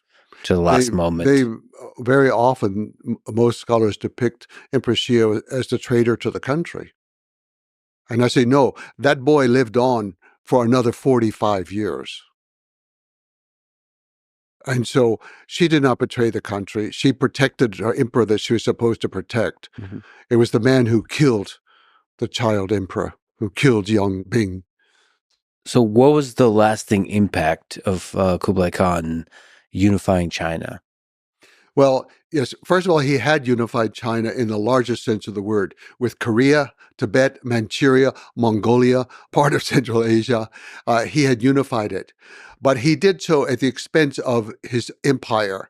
They didn't recognize him as the great emperor, and there was great opposition from the Golden Horde of Russia and also from the the central region, which is called the Chagatai, the descendants of Sagade, the second son, the Chagatai Empire, and then from the Ilkhanate of Persia. These are the different sort of fracturings of the Mongol Empire. The sons of Genghis Khan. Yeah. And only the Ilkhanate was still loyal to him. But they're so far away. Yeah. But now he has a navy. But this is, I mean, even the 4 pieces, the whole thing is gigantic, and even the pieces are gigantic. Yes. So, I mean, it's very hard to keep an empire of this size together. Yes. But he had China. It was unified under him. And then he sent out the first expedition to sail directly to Persia. There had been trade all throughout thousands of years, but it was usually port to port. You know, different merchants trading goods. No, he organized a great fleet to send a queen or princess to become a queen in the Ilkhanate, to marry the Ilkhan of Persia. It's Persia and Azerbaijan and Armenia and Iraq and part of Syria, all of that area. So he organized this, and it so happened that Marco Polo was ready to go home because they knew Kublai Khan was about to die. And in fact, he only had about 1 year left to live. And they wanted to get their riches out before. They didn't know what's going to happen. This is a new dynasty. They've been in total control of China for 1 generation, and they didn't know what was going to happen. And also, just before that, there had been a bad sign because Kublai Khan had tried to invade Japan a second time, and he had failed a second time. And the second time, I think, again, he had a practical purpose, and that was he had this whole huge Song army that now he's the new enlightened Mongol who doesn't slaughter. So what is he going to do? They're not reliable. They're not safe. So he sends a bunch of them up into the Amur River of what's now the Russian Far East, or we call Siberian English, but the Russian Far East, the Amur River.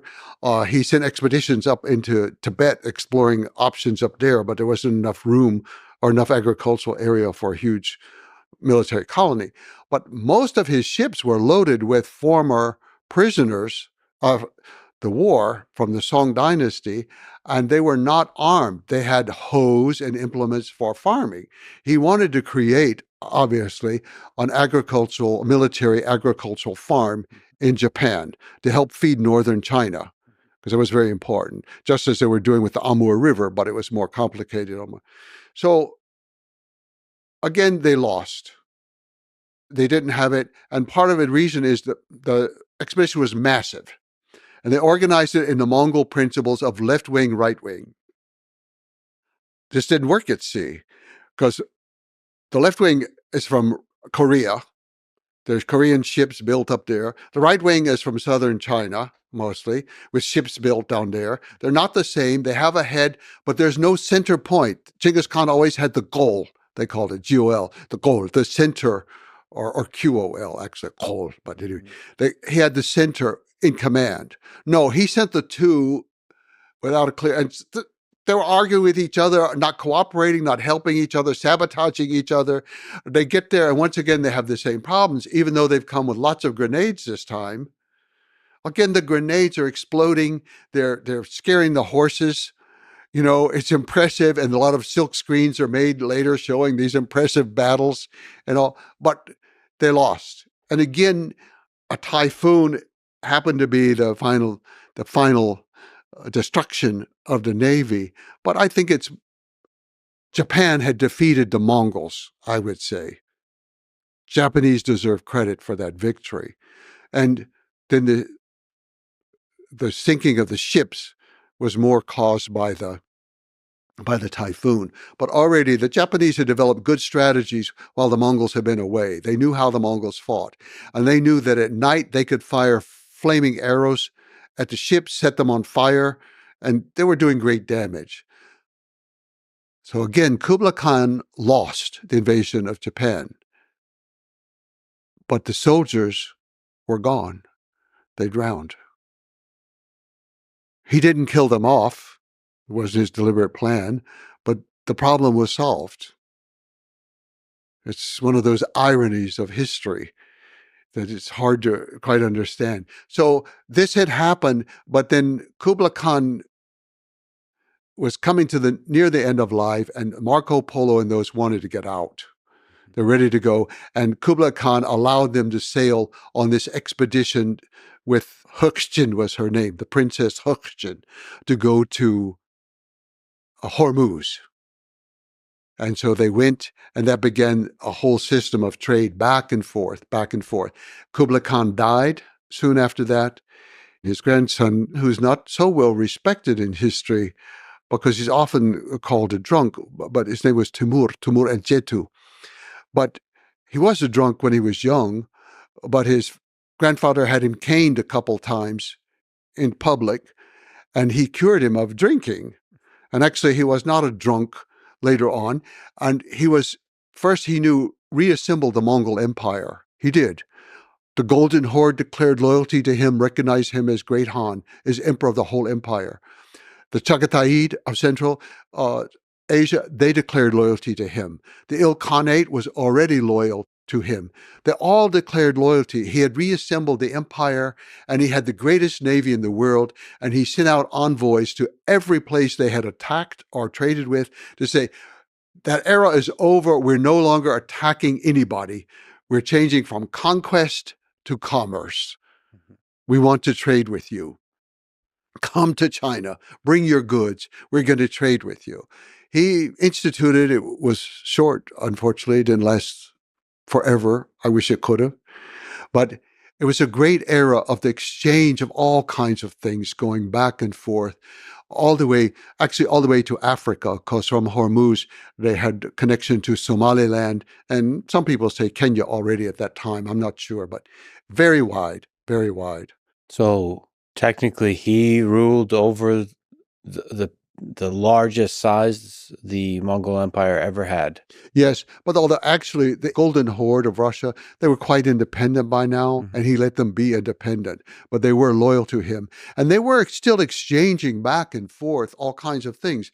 So there were Ossetian soldiers in China. They had a whole contingent of Ossetian soldiers there, and from Russia, from the Caucasus areas of Russia.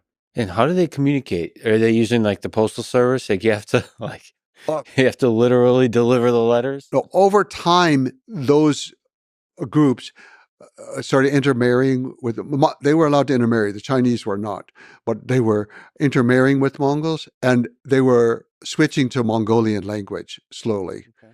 At first, I don't know. It's not clear. But again, Kublai Khan, thinking in this internationalist way, said, okay, we need a new alphabet for the world. Everybody in the world writes with one alphabet. Chinese, Mongolian, Russian, Arabic, everything. It didn't work, but he tried it for a while, and some inscriptions are still there to this day. And we should maybe briefly mention Marco Polo that you've talked about. So he is this now famous explorer that traversed the continent, the Silk Road, and then stayed with Kublai Khan for a while. And I guess one of the primary documenters of everything that's been going on. Is there something else interesting to say about Marco Polo and about his interaction with Kublai Khan? I like Marco Polo. I use his work a lot. Yeah. I find him very reliable. In the areas where he's not reliable, you can kind of tell because he wasn't there. But the places he reported a lot of stuff. And so I'm very much indebted to him for a lot of things, because with something like the Princess Hukjin, and also another fighting princess from Central Asia named Hutulung, he wrote about that, but I also needed other sources. So if I could find Chinese sources or Arab sources or something else or Persian to support it, then I really felt a lot of confidence with him over time. But pieces were romanticized, and you have to always discount it, but it's very good. However, I believe the best work written about Marco Polo, aside from his own book, which was actually written by Rustichello, dictated in prison in Genoa, In the 20th century, Eugene O'Neill wrote a play that became a comedy on Broadway called Marco Millions. That was both a play on what he was called, El Milione, the million one, because he had talked about cities of millions of people and about money in the millions and things that people in Europe just couldn't believe could happen. He then published his whole play as a book to show people what he really meant.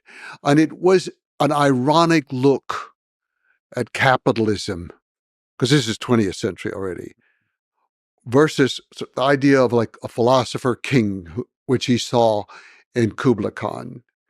And so Marco Polo becomes a symbol of capitalism, not at its worst, but at its most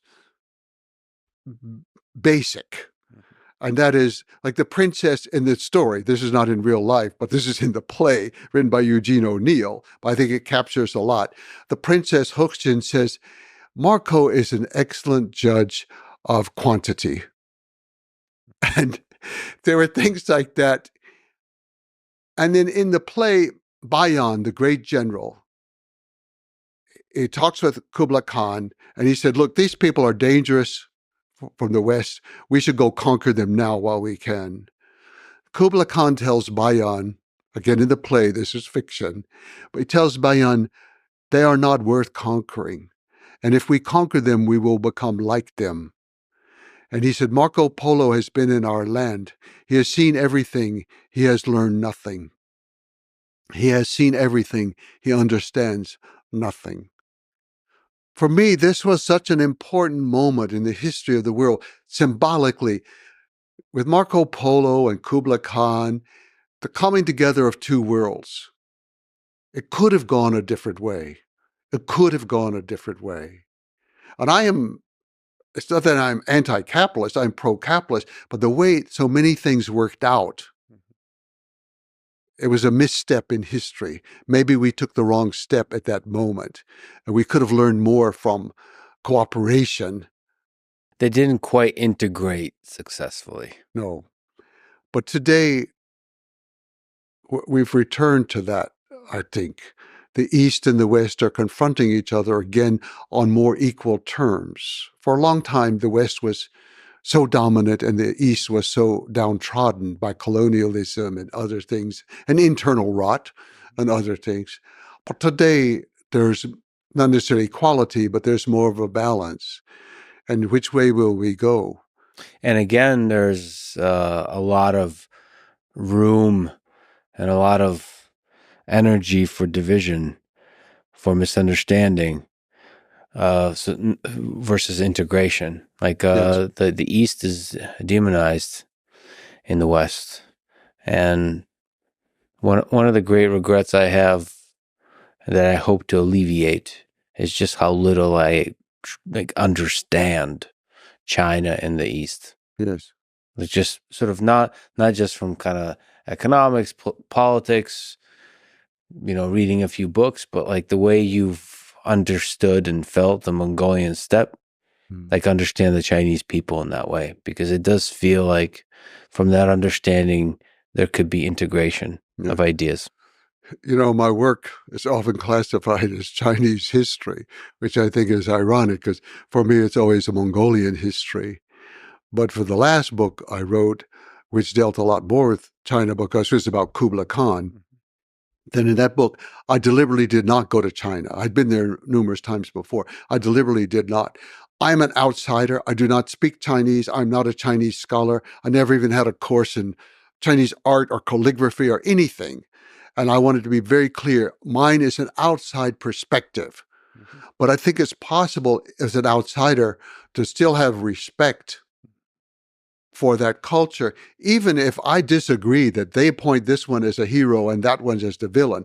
I disagree, and they'll say, oh, I'm wrong. I don't understand their history, and they're probably right. That's quite possible. But there's an outside view that is different and tries to be respectful of what happens in that part of the world.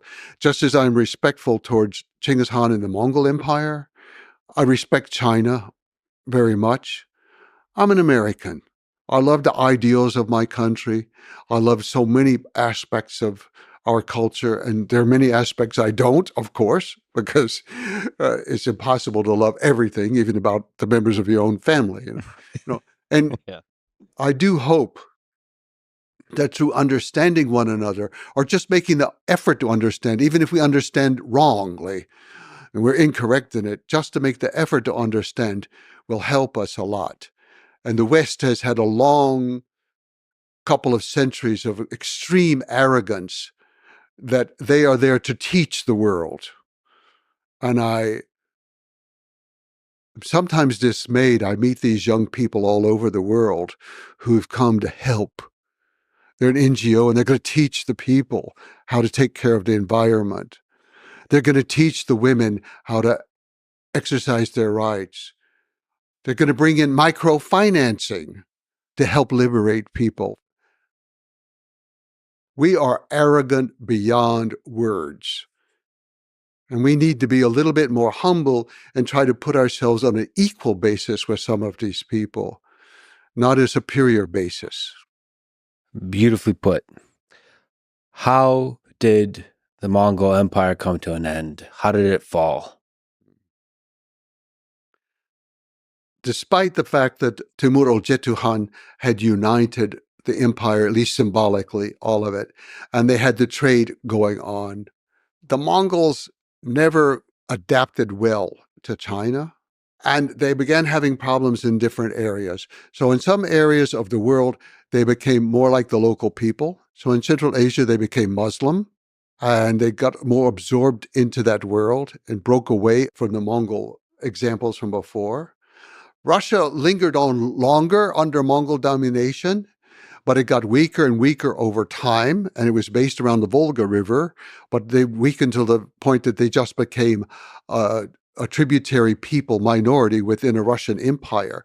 But the Mongols had left kind of the framework for empire for Russia. That's something the Russians don't want to hear any more than they want to hear me criticize the end of the Song dynasty. But it is true that even yam is the word that was used for this postal system, and that's the ministries today in Russia, and there are many, many other things in Russia. It's just even malchik. Malchin is a herder. Mal is is an animal, and chin is a person who takes care of animals. It's all kinds of influences in Russia that some people want to deny, but there's always a great, powerful strand of research and scholarship in Russia that supports this understanding of the Mongols, and I depend on them tremendously. It's not just Gumilyov is one of the famous ones, but he was a little bit too romantic with his ideas and all. But I depend upon a lot of the research done by Russian scholars and by early German scholars in the 19th century under sponsorship of the Tsar. So I depend on that work. So you had a great influence there, but it was weakening. So bit by bit, 1368, the Mongols had become so weak within China that they were overthrown. But they weren't absorbed into China. The Mongols have been there since 1215 to 1368. They packed up, went back to Mongolia. It was just another seasonal migration. Yeah. It was just amazing. And they said, okay, we're still the Yuan dynasty. We're not giving you the seals. We're not acknowledging the Ming. And they never did throughout the whole of the Ming. In fact, they went down one time and captured the Ming emperor, took him back to Mongolia. And then they tried to ransom him. And the Chinese said, no, we're going to appoint another emperor. So the Mongols decided, okay, the worst thing we can do to the Chinese is give them back the old emperor. So you had two emperors, back. Okay, let them work it out, And the empire just weakened from internal reasons for the Mongols, but some external things from nature. And I think that was the Great Plague. Everything in history, everything that's good comes with something underneath it that's bad. And everything that's bad seems to have something underneath that's sometimes works out good in a way. But this great system that united, it's called the Yam or Orto, that it united everything. People could move back and forth quickly. That it could also take the plague out of southern China into all parts of the world. And I do think that's what happened. And the plague destroyed the Mongol system. And if all of these people are ruled by Mongols because they're benefiting so much from this system, and now the system collapses. Yeah. You don't need the empire anymore. Yeah. So it just fell apart. After 1368, the empire just fell apart. And most of them stayed in Persia and Iran and Afghanistan. The Hazara people are still descended from the army there. And then in Russia, some of them stayed. But then finally, in the time of Catherine the Great, a lot of them were returned. Little bit, they had been there for hundreds of years. And then they returned to Mongolia in the 1700s. And so many Mongols came home. They were still Mongols, despite hundreds of years of exposure to other cultures. They came back to their tent and squatting around the fire and drinking fermented milk and eating dried curds. It's interesting that the Mongolian spirit is so strong that it persists Yes. through centuries. Yes. And they just return right back on the horse, riding in the open steppe. Yeah. Well, it was actually very difficult because they were a little bit lazy and they weren't so good with doing the task. And so it became difficult actually to support so many people coming home and eating up all the animals. The Mongols in China had been used to just eating. They hadn't been producing much for 150 years. So just to return to Genghis Khan, we talked about Dan Carlin, and Dan Carlin said that Genghis Khan's army was the greatest military force in history. And many other historians agree that before rifles came into popular use, Genghis Khan would basically beat every single army, including Napoleon. And you mentioned the samurai, the whole formal setup. Same with Napoleon. There's a whole, several hours to set up the chess pieces on the military board. I mean, you can just imagine what Genghis Khan and the dynamism, the speed of everything, what that would do to Napoleon. So I guess the question is, where do you agree with that notion that Genghis Khan's army is the greatest military force in history? Short answer is yes, absolutely. No other power in the history of the world has conquered Russia and China and Persia and Central Asia and Turkey and Korea. No power in the world has done that. Not Alexander, not the Romans. Nobody will ever do it again. Nobody's going to conquer China and Russia again and rule both countries. It's just not going to happen. What lessons, can you take from that's applicable to modern warfare? Oh, I think there's a very good lesson. And the Mongols took Iraq. They took Baghdad. They held it. The Americans, we followed the exact opposite strategy of the Mongols. Mongol strategy is, first you take the countryside. They're country people. They think in terms of countryside.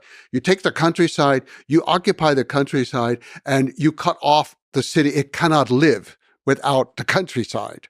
And that's how they did it every time. They would come in, as I say, in some cases, two years in advance to clear people out so they would have room for their horses and have pasture for their horses and all. And you take the small towns and then the small cities, and then the last one is the big city. Americans, they said, no, we're going to take Baghdad. We're going to bomb Baghdad. We're going to have this shock and awe. We're going to go in. We conquer the country from Baghdad. So they go in, they get trapped in their little tiny green zone. They never conquer Iraq, the strongest army in the world. This is something that worked in Europe. World War II, yes, we bombed the cities and we took the city because that was the center of production for the modern era. But the countryside is the place that produces the food. The Mongols were very aware of that and supplies the water. You cut off the water from the city, you cut off the food from the city. What's the city going to do? They're going to surrender. The Americans were applying something that worked in Western Europe to conquer Germany. It did not work to conquer Iraq or Vietnam or even Northern Korea or Cambodia or Laos or Syria or God knows, it worked only in Grenada. I think that's the only, in my lifetime, that's the only successful war we had. Lasted a couple of hours. We went in and conquered the little tiny island. Otherwise, we've been chased out of every country. We've lost it. Tail between our legs. we dropped more bombs on Cambodia than we dropped on Germany. It's hard to believe. Hard to believe. We dropped more bombs on Cambodia than on Germany. We did nothing. Because Germany, you destroy the cities, the people surrender. Dresden's gone, Frankfurt, Würzburg, Berlin. In Cambodia, you can bomb the countryside forever. You can kill the people, and they did. You can use chemical warfare, and they did. And you could still go into the eastern part of Cambodia, and you could go to large areas where you don't hear birds singing because of their chemical warfare of American bombs. So we still do it, but we don't want to admit it, and we don't want to go in to win. In World War II, the Americans did have unconditional surrender. Well, I mean, you can support the war, not support the war. We did it right. We did it wrong. These are all issues that people can argue. But we had a clear policy. We go into Afghanistan, we're fighting terror. Yeah. We're going to bring democracy. We're going to free the women. What? I mean, it's absolute sheer insanity, the things that we did. And we kill people. Not only did we use chemical warfare and kill a lot of people in Vietnam and Laos and Cambodia, we killed American soldiers. We killed American soldiers, and my father was one. He died from Agent Orange disease. Oh, but that doesn't count. He didn't die on the battlefield, and we didn't mean to kill him. It doesn't count. Modern warfare is brutal, and we just paper over it sometimes, you know? Can you explain Agent Orange? It was designed to kill all vegetation. This is going to be a humane way. We're going to kill all the vegetation in the jungle, and that way they can stop moving the army through the jungle, and they can stop the supplies from coming. That was the American strategy. Yeah. Henry Kissinger, Nobel Prize winner. He is now resting in hell.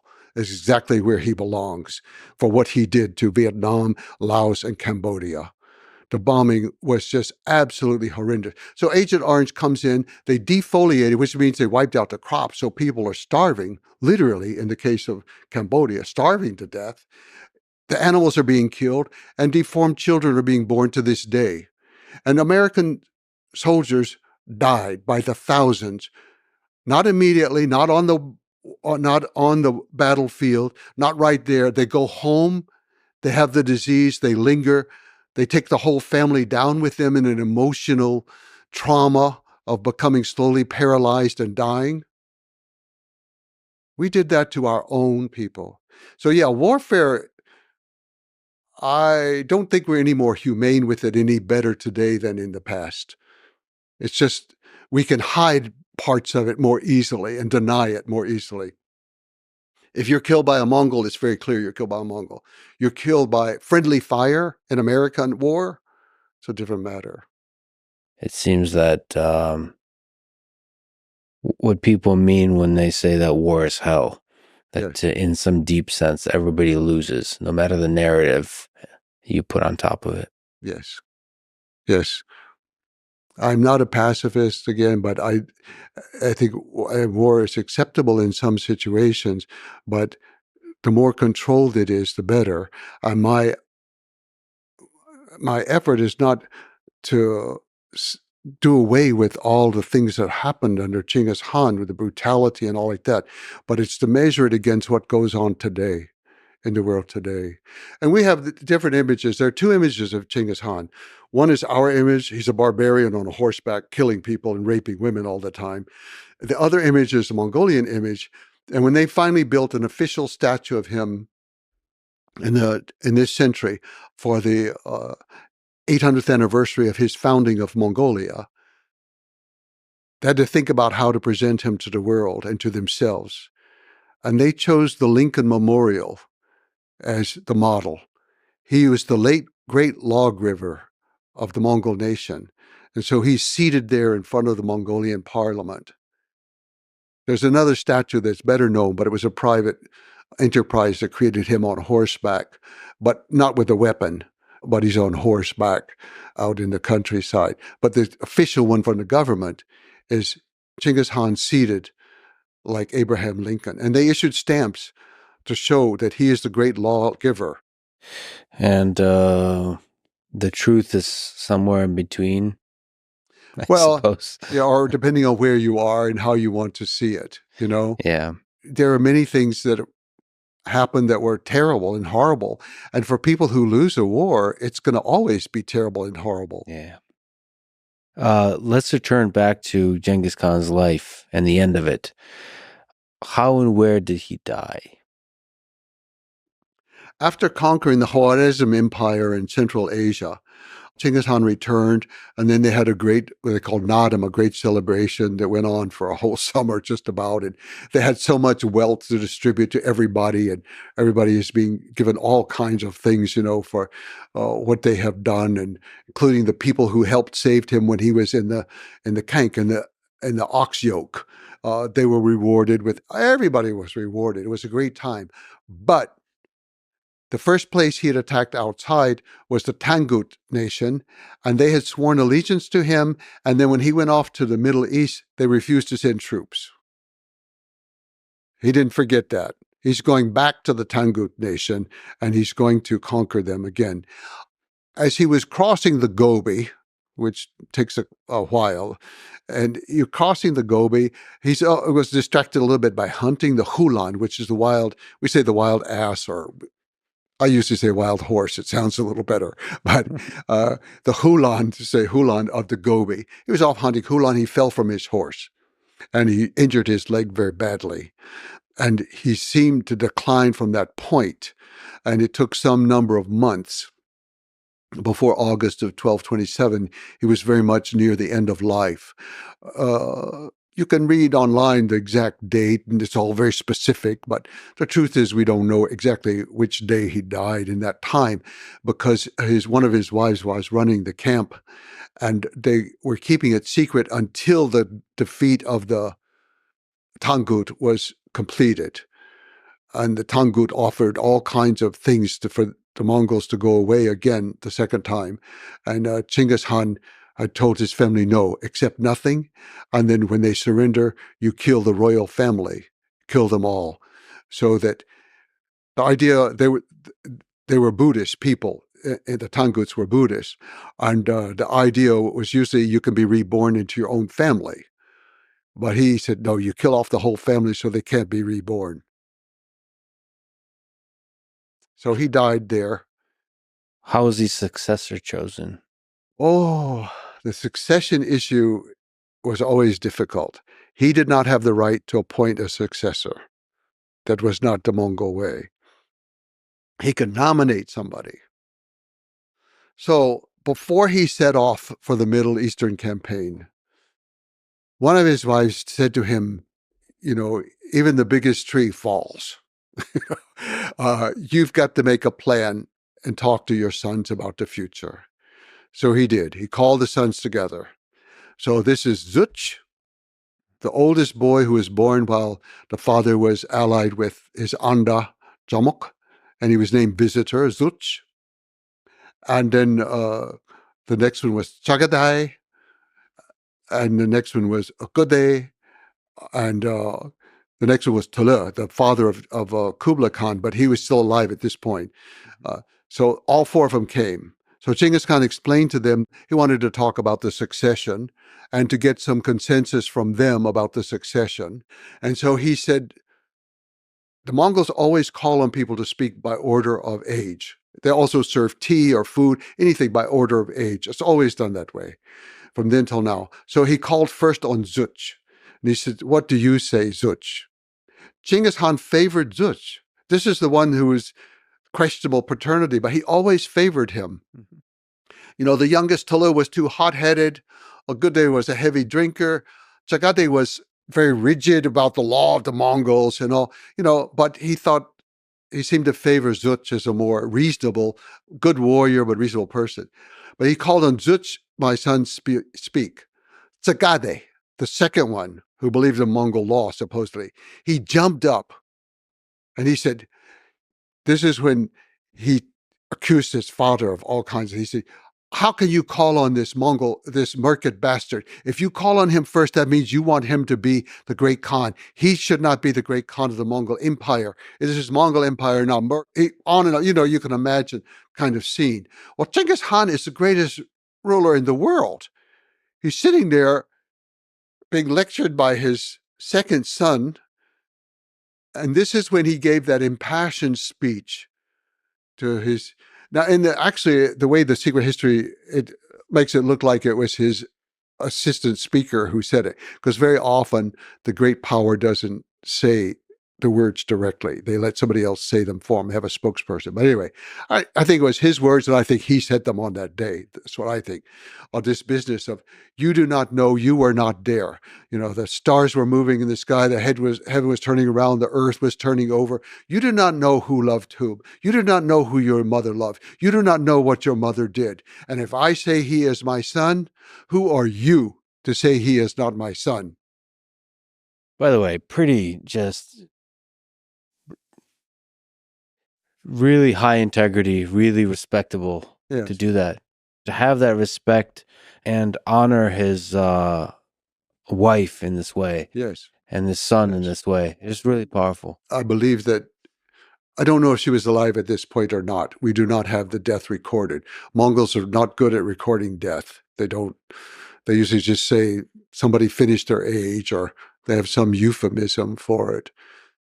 But he made that impassioned speech, and Sagade had to submit. And he said, yes, you are our father, and we accept what you say. But a deer shot with words cannot be loaded on a horse. A deer shot with words cannot be eaten. So Genghis Khan knew. So he said to the boys, I mean, these are middle-aged men, they're not boys, but he said to the men, what do you want to do? What do you want to do? And he said, I don't favor Sagade because of his attitude and the situation. And Talo is still hot-headed, and he actually ended up being drunk and dying early. So, but the other guys, they said, well, a good day. They chose him because he was the most generous and the bon vivant, and he was for every party and drinking every time. And yeah, one time, Shigi Hutuk, the great judge who wrote The Secret History, Shigi Hutuk was sleeping in a cart one time for whatever reason. I don't know what. I think he also had passed out drunk, perhaps. But Agade came out drunk and grabbed him up and pulled him back into the party. And Agade was a party guy. And so he was chosen as the next great Han of the Mongol Empire. But fortunately, there was sort of a plan B, and that Genghis Khan had set up very powerful women, his daughters, but also he had chosen wives for each of his sons, very, very capable wives. And for Agade, he had a wife who wasn't even his first wife. The first wife would usually be somebody closer by a certain clan or something, but he had a very intelligent woman named Dorjin. And then she was more or less ruling in his last few years. And then after he died, she ruled the empire in her own name. She was the ruler of the greatest empire in the world ever ruled by a woman. It's incredible. The genius of Genghis to set it up that way. Yes. And to not, there's probably very widespread discrimination of women at that time. And to have not care about any of that and just making the right decision. Yes. For what it will keep the empire together. And Dorjin was, actually there was peace. She stopped all campaigns. There was peace during her time. And the women, such as Dorjin and others, were extremely into economics and trade and running they had these private corporations called Ortok. She was running her Ortok and everything. So she became much more interested in the economics of the trade and running the empire. And it was a time of peace. And she recognized that peace was better for trade. It was better. And so it was a peaceful time. But like all of us, we have our weak points, and she favored a worthless son to become the successor. And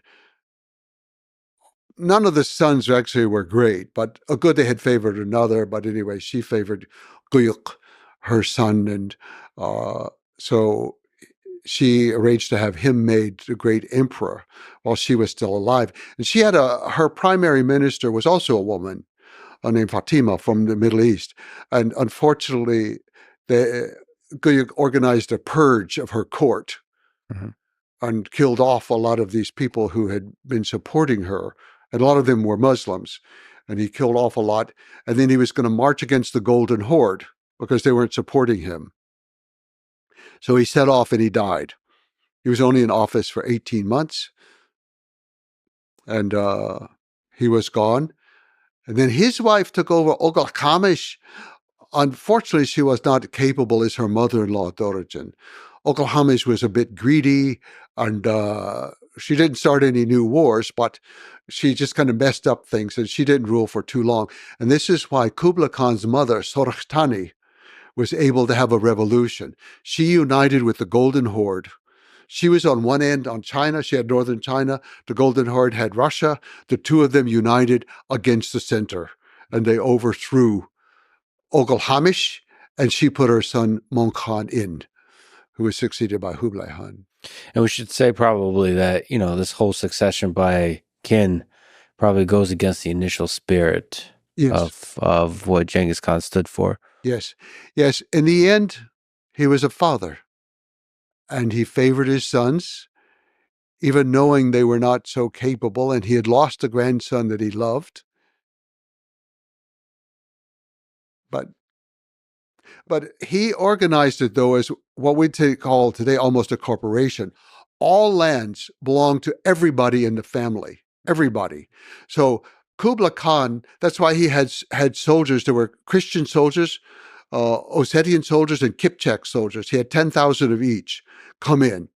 And then the Russians would own silk factories in China. The Ilkhanate would own silk factories and jade mines in China. The people in China, the Mongols, they would own villages in Persia and in Iran. So he organized it all. Everything was owned by the entire clan. Mm-hmm. It didn't last too long like that because of the divisions that developed. So the great Khan was primarily in charge of conquering and expanding the land so they had more lands to own. That was going to be the job. And Kublai Khan fulfilled it. Mongkhan, to some extent, fulfilled it. Ogude did. Guik did not. It was family ruling the land, all the different territories. Yeah, and they weakened with every generation. Yeah. Every generation.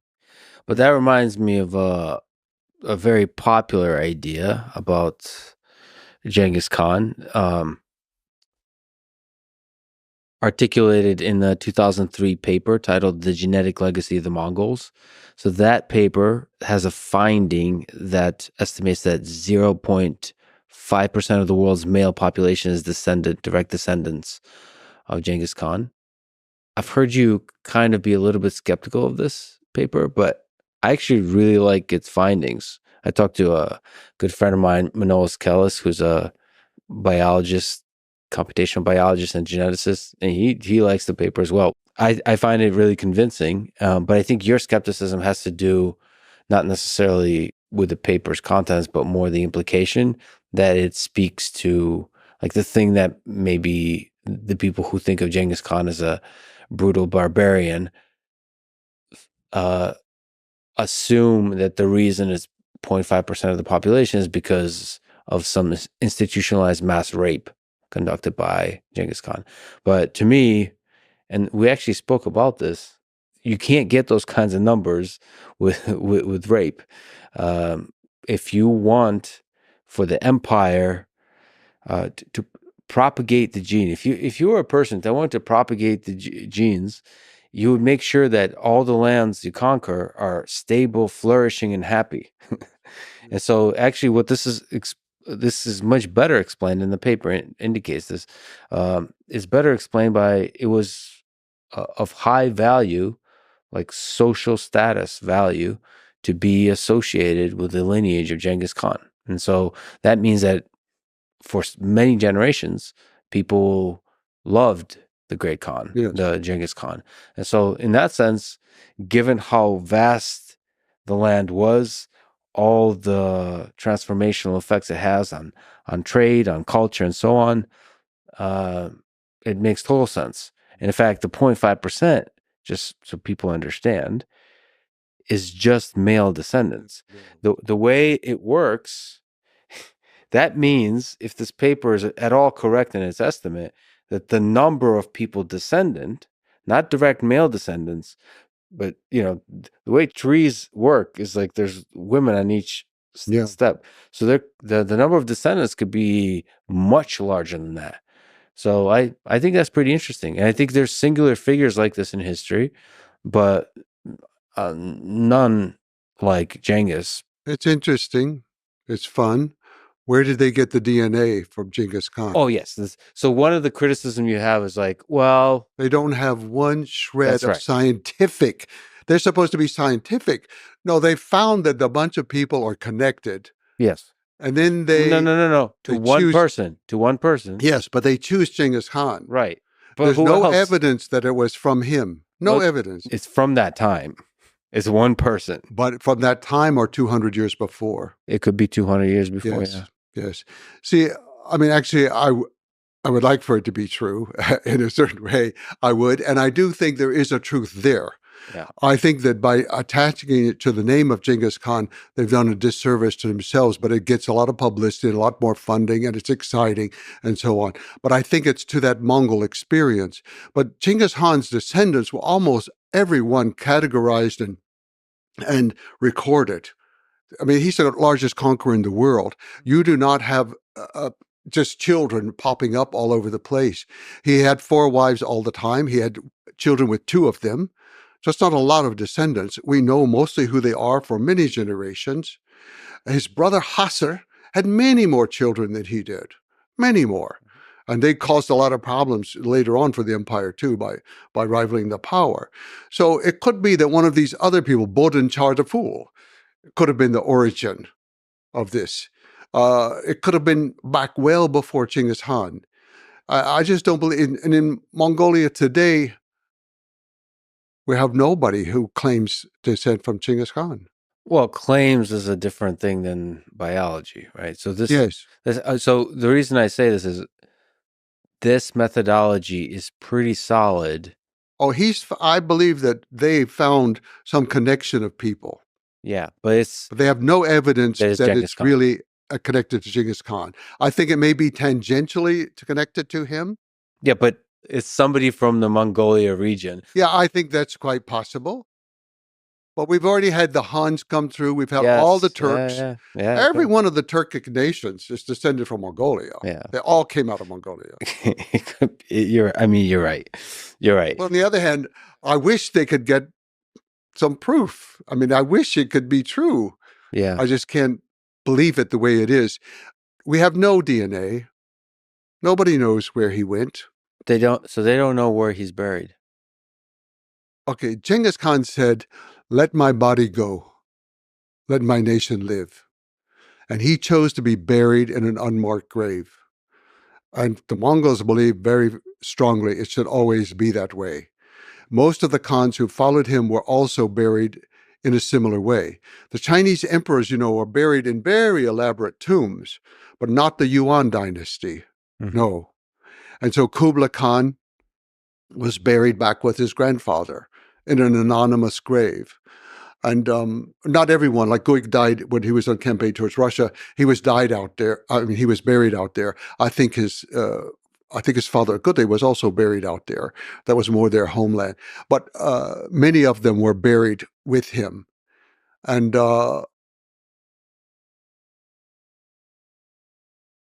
it's known and not known at the same time.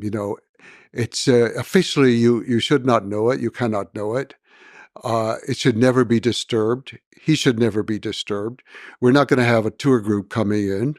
But you're saying like the people of Mongolia, they have a sense. They believe he's in a certain place, yes. And they believe they know where the place is, but it's sacred. You can do nothing. Just leave it as it is.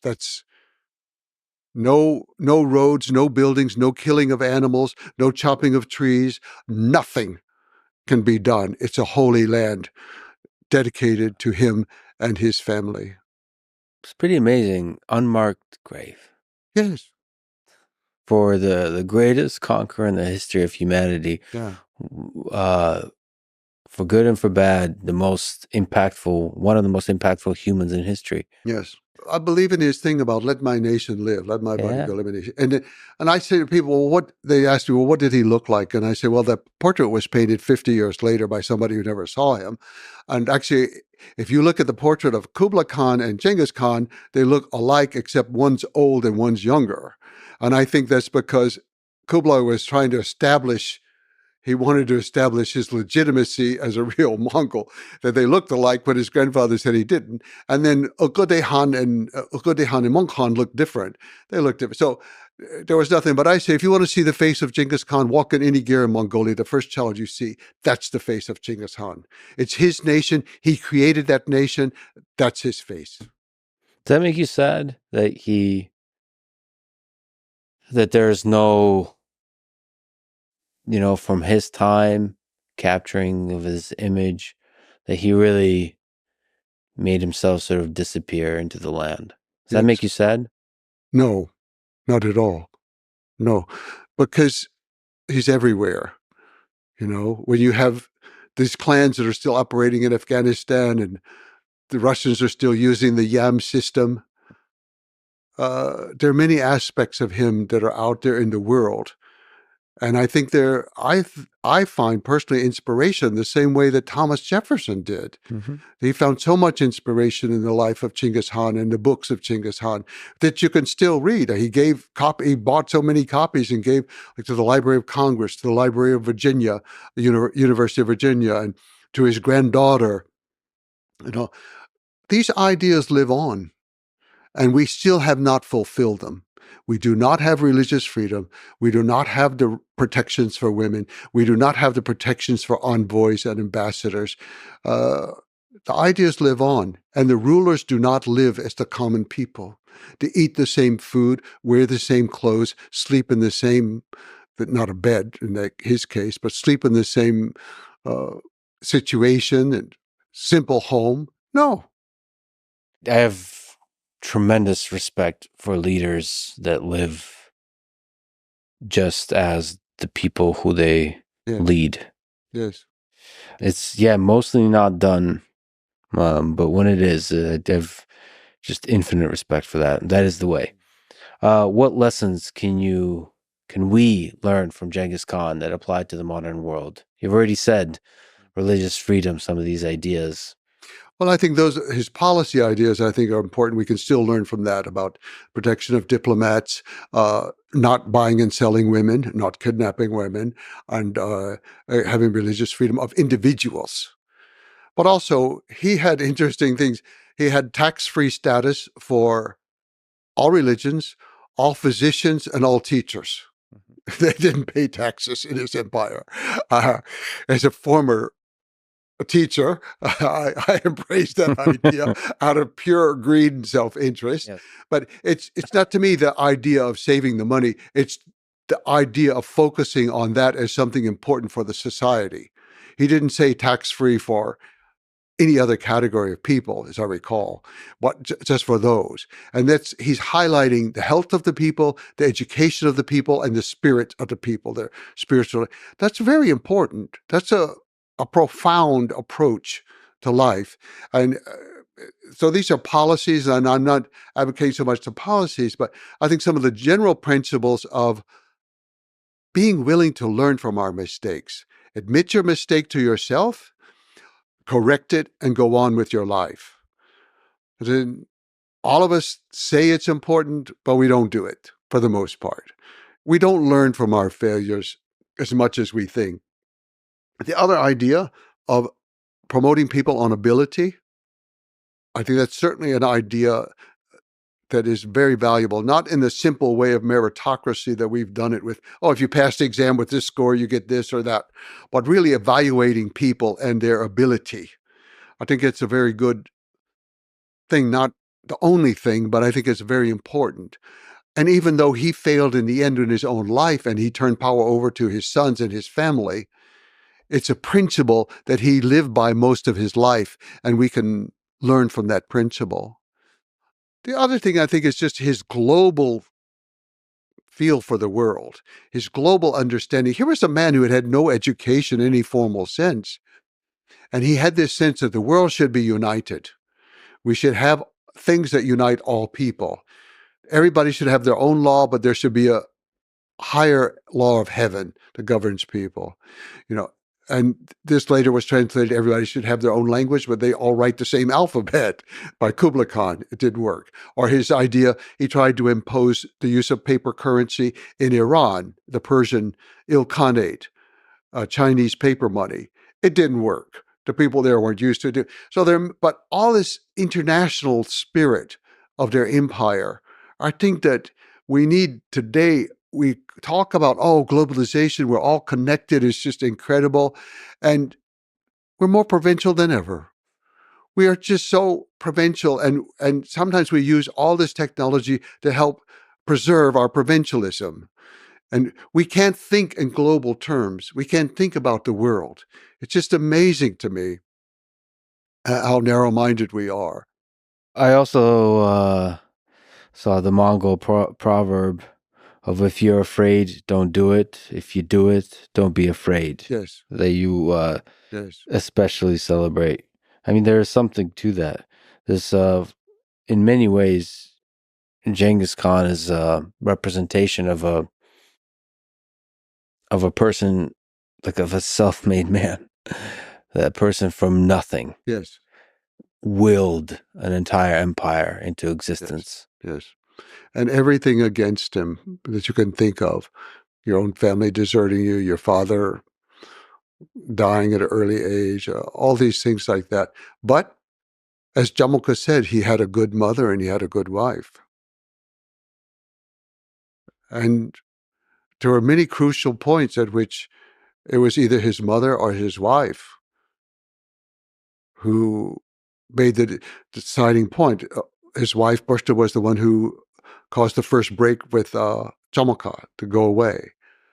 Later on, when the shamans had become too powerful and they had humiliated his younger brother, she was the one who said he had to clamp down on the shamans who were exercising too much power. And she guided him a lot. It cannot be understated how important and critical women are in this story of the Mongol Empire. Yes. It's fascinating. Yes, and sometimes we could say they're not behind the scenes because they're always out front. In the Mongol court, they always sat up front. They were always out front. And this horrified the Chinese, who were very good Confucians. It horrified the Muslims. Mm-hmm. It horrified the Christians. Who they didn't know what to. They said the women even drink in public. Okay, yeah, they drink in public. They do what with it. So sometimes it was like that, but other times, as with Dorjin, she's actually the ruler. Or the case of his daughters, such as Alakai Bek, who ruled over a part of northern China called the Angut people, and the other daughters who ruled over different. They ruled in their own names. And he's very. This is something about the secret history that upset me. I get to chapter. All the sections are numbered. I get to chapter or section 215, and there's only half a sentence left. In 214, he's just awarded a girl. He calls his daughter, so she's probably a clan daughter, but she lives with his mother at this point. His youngest son, Talo, is only 4 years old. A Tatar comes and Mother Erlun gives him food because you food everybody. He realizes this is the mother of Чингис Khan, and that's the child of Чингис Khan. He grabs him up and kidnaps him and runs out, and he's holding the child in one hand and he's pulling out a knife with another hand. Altani raced out and she grabbed his arm and held it down. And two men, Jeb and Jel, they were back behind the gear slaughtering an ox with an axe, because you have to do it in the shade behind the gear. You don't do it in the light. And so they were back there doing that. And so they raced out with an axe and they killed the man.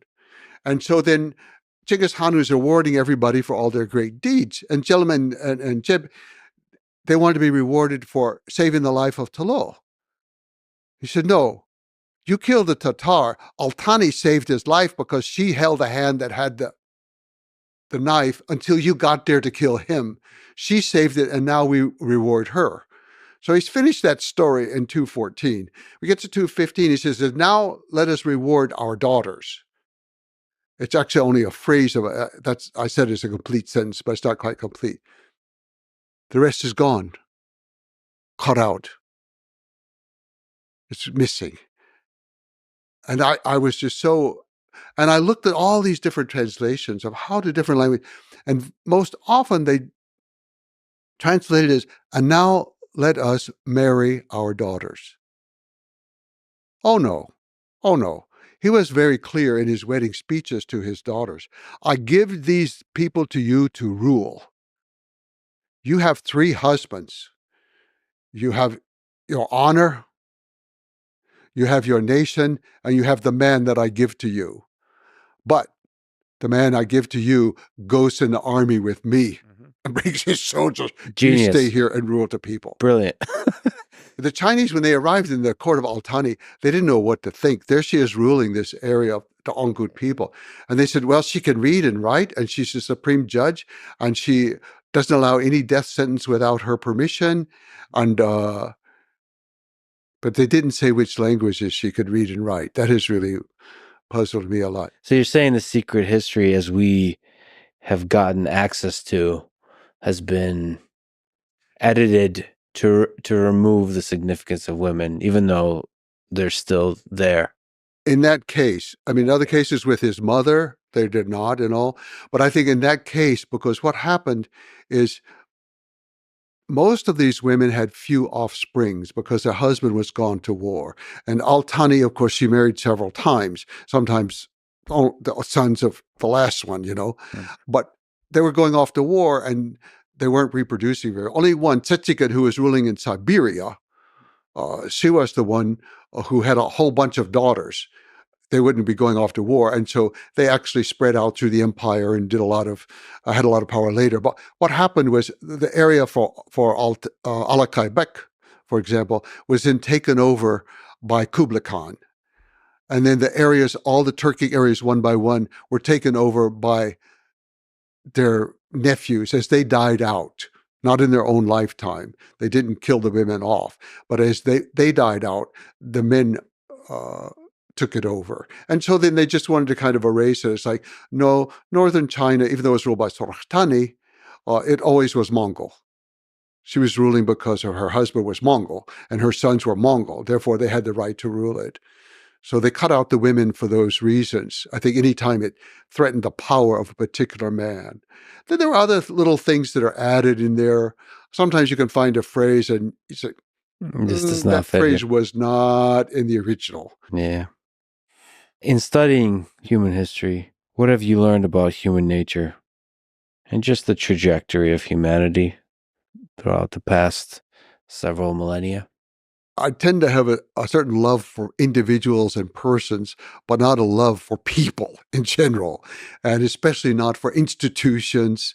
I tend to have a great suspicion about almost everything and mistrust in institutions over and over. And I think that's my own prejudice, and then I find reasons to support that. And Чингис Khan was very good at destroying a lot of institutions or bringing them to heel within his empire. So then I like that and I stress that and I see those things. I think that's one thing. But other things that I learned from the Mongol people in general, not just about their history and all, but how it's possible to live for thousands of years in a place that for many people is not the most beautiful in the world. It's austere. You have a band of mountains and with some trees, and then big band of steppe, and then a big band of sand, gravel desert, the Gobi. And for many people, it's not appealing. It's just open. There's too much space. It's like, we need to build something over here. Boy, you could have a condo right there. We could have a building. We could sell them off. And they haven't given in to that. They really value their country. They protect their country. Even now, only 1% is privately owned. They keep it down. And in the Mongolian records, farm and city count as one category. It's just because it's settled people. It doesn't matter. You settle on a farm, you settle in a city, settled people, one category. And they lived there in this land that Чингис Khan would return to and love.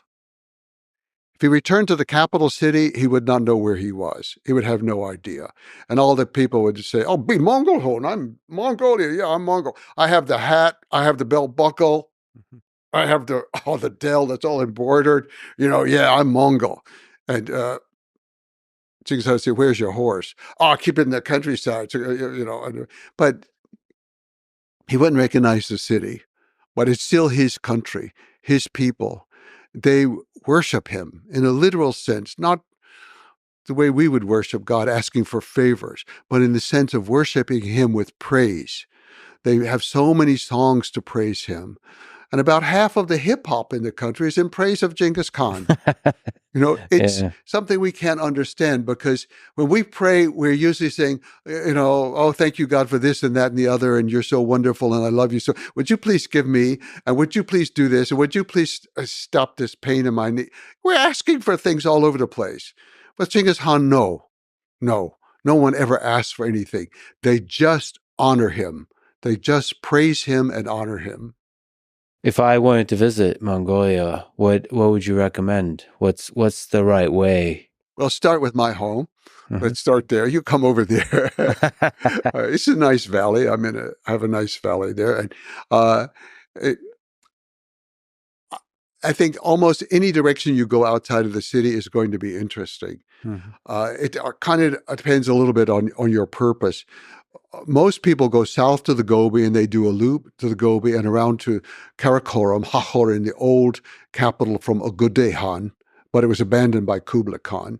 And then they circle back to the city, and they may stop off to see what we call Przewalski, the wild horse, but they call Taki, to see the Taki, or they may go up to Hufskul Lake, a big, beautiful lake, somewhat like Baikal, but much smaller. So that's a beautiful trip. If you want to see the more Turkic area where they hunt with eagles, the far west is where the Kazakh people live. And the mountains are absolutely incredibly beautiful. Most mountains in Mongolia are gentle, beautiful, but gentle. The farther west you go, the more dramatic they become, the more pointed and peaked and snow-covered.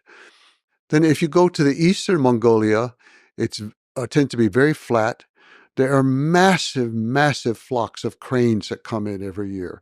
Millions and millions of cranes. There are also tundra swans that come in, and golden ducks, and all kinds of beautiful birds out there. And so each area has something special. If you want particularly the history of Genghis Khan, the Mongolians love him, they worship him, but they don't do too much to capitalize on his home area, the Hinti. You can go to the Hinti. There are areas you cannot go to. Large areas it's forbidden.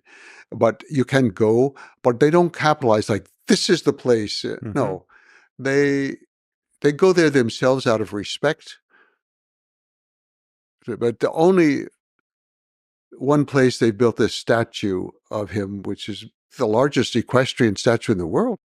But it's the place where they say he found his whip, which is when he was coming back from being at the camp of asking Orgol Khan or Torgol Khan or Bang Khan to support him. And he's coming back to his family. And on the way, he supposedly found a whip there, which is just a small stick with a couple of strands of rawhide at the end of it that's used. But for the Mongolians, it's a symbolic thing, because obviously it's used for the horse. But for the Mongols, your destiny, yourself, your real is your himor, your wind horse that lives inside of you, your wind horse that guides you and gives you opportunities. But it's up to you to ride that wind horse. It's up to you to use the wind horse, not to just go wild with the wind horse. And so I think it's at that crucial moment, he's on his way back home and to go with Jamoka and the other soldiers to the market to rescue Bursta. And so symbolically, he found a whip there. But I think it means that he found the way to control his destiny, his fate. That's very important, very important. And that he did. That was the beginning of Yes. everything. Yes. And it's symbolized in that statue. Some people think that he's holding this stick, that it's a baton or something like that. But no, it's that what they call a whip or tushur. We've talked a lot about the past. If we look out into the future, what gives you hope for human civilization, for us humans? Well, almost every day I'm totally dissatisfied with everything on earth. It's just that kind of old man, blah, blah, blah, blah, blah, blah. What are they talking about? My grandchildren are talking to me. I don't understand a word they say. What? And who are they talking about? I never heard of this. It's kind of like that. And who's running for office? Oh my God. It's everything like that. Yeah. But then almost every day I meet somebody, just one person, who gives you some kind of hope. You just see somebody doing something nice, or they do something nice for you. Mm-hmm. And I do find in Asia that happens a lot, that people just do nice things for old people every day. And so then my dissatisfaction with all the big things in the world and the way my grandchildren talk and the way young people are, and then I see something like that. And often it's something with the young people, something that the young people do. And in Asia, they're always bringing me things. They bring me dried curds. They bring me strawberries that they picked in the forest in the summer, or they bring the pine nuts that they found, or they bring me the milk in various forms, or yogurt. Oh, yeah. Everybody thinks you got to eat the yogurt. This is from my grandmother, and all the other yogurt in the world is not good. But my grandmother, she knows how to make the best yogurt ever. And so over and over and over, I find, despite my all intentions to be in a bad mood, somebody spoils it with these little nice acts that are really very touching, very touching. Yeah, and it reminds you that there's that little flame of goodness that burns in everybody. I believe that Yes. on the whole will keep humanity flourishing and Yes. keep evolving and changing towards something better with every generation. Yes. The people in Mongolia take such good care of me all the time. And I think my wife had MS. I've talked about this before sometimes. She had MS and slowly declined for many years, becoming paralyzed, not able to speak, not able to control her movements or anything. And we lived half the year still in Mongolia. Part of it was because the climate and the altitude were better for her situation. It was very helpful for her, but also the people. There was a poor country. The sidewalks are broken. Everything's not working. But I would go out with her in a wheelchair alone, and I knew that every bump, some arm would pick her up. Pick up the wheelchair and lift her over that and not make me do it. We could go to the opera, and you had to go up this magnificent set of Soviet stairs to get to the opera. We would go, and I had no worries. I knew 2 guys would come from one side, 2 guys from the other side. They would carry up, and they do not say, "Excuse me, may I help you?" They do not wait for you to say thank you. Nothing. They just do it and they walk away. They have such respect. Singers would come there all the time to sing, to warm up the house for my wife. And even dancers would come sometimes to dance or play the horsehead fiddle, morinhur, to play that, to warm up the house for her. To see how they treated a totally disabled person. And if I was feeding my wife and anybody saw it, they would come and immediately take over and start feeding her in their place. Children would come up to her. In America, they're often afraid they see somebody in a wheelchair. They just kind of look. They don't know what to do. But over there, the children would always come to her. Always. They were very... You just learn something about the people. And living there in a country where out in the countryside, you come to a ger, you never ask for permission to go in. You certainly don't knock on the door frame. That's hugely offensive. And you ask, it's like insulting the people, like, what? You're not good, hospitable people? I have to ask you for something? No, you walk in and you sit down and they fix food for you. It's an incredible thing. And these are the things that give me hope. It's no institution in the world, no, not the big things and not the pop culture and not all the platitudes. Oh my God, save us from the platitudes of modern life. You know, Yeah. it's true. It's the family that will fix tea for you at 2 a.m. Yeah. because there was a flash flood and you got stuck and now you're cold and wet and they build a fire and take care of you. Or you just show up and you make camp somewhere if you have your own tent. And I swear, within 1 hour, some child is going to be there with water and milk. And you think, where did you come from? But the mother sent them over. Oh, there's somebody over there in the forest. They believe that they're obligated to take care of one another. Anybody in your area, you take care of them. And things like that, individuals do give me hope. People one by one or a few at a time, even though I'm lost in the modern world. Well, I'm glad you find your way. You mentioned that your wife is no longer with us. What's a favorite memory you have with her? Well, I could tell you a favorite picture is a lake we used to go to called Uginur in the middle. And somebody, a very nice friend, took a picture of us towards the end. We're just sitting there watching the sunset over the lake that we've been to many, many times in life. And, you know, we're holding hands. She's in the chair paralyzed. And we're just sitting there staring off in the distance, you know. And that's one of my favorites. But with my wife, I was just blessed with a good wife that was exciting. She was the most beautiful woman I had ever met in my whole life. She was smart. She would talk to people about anything. She talked about jazz or physics or art.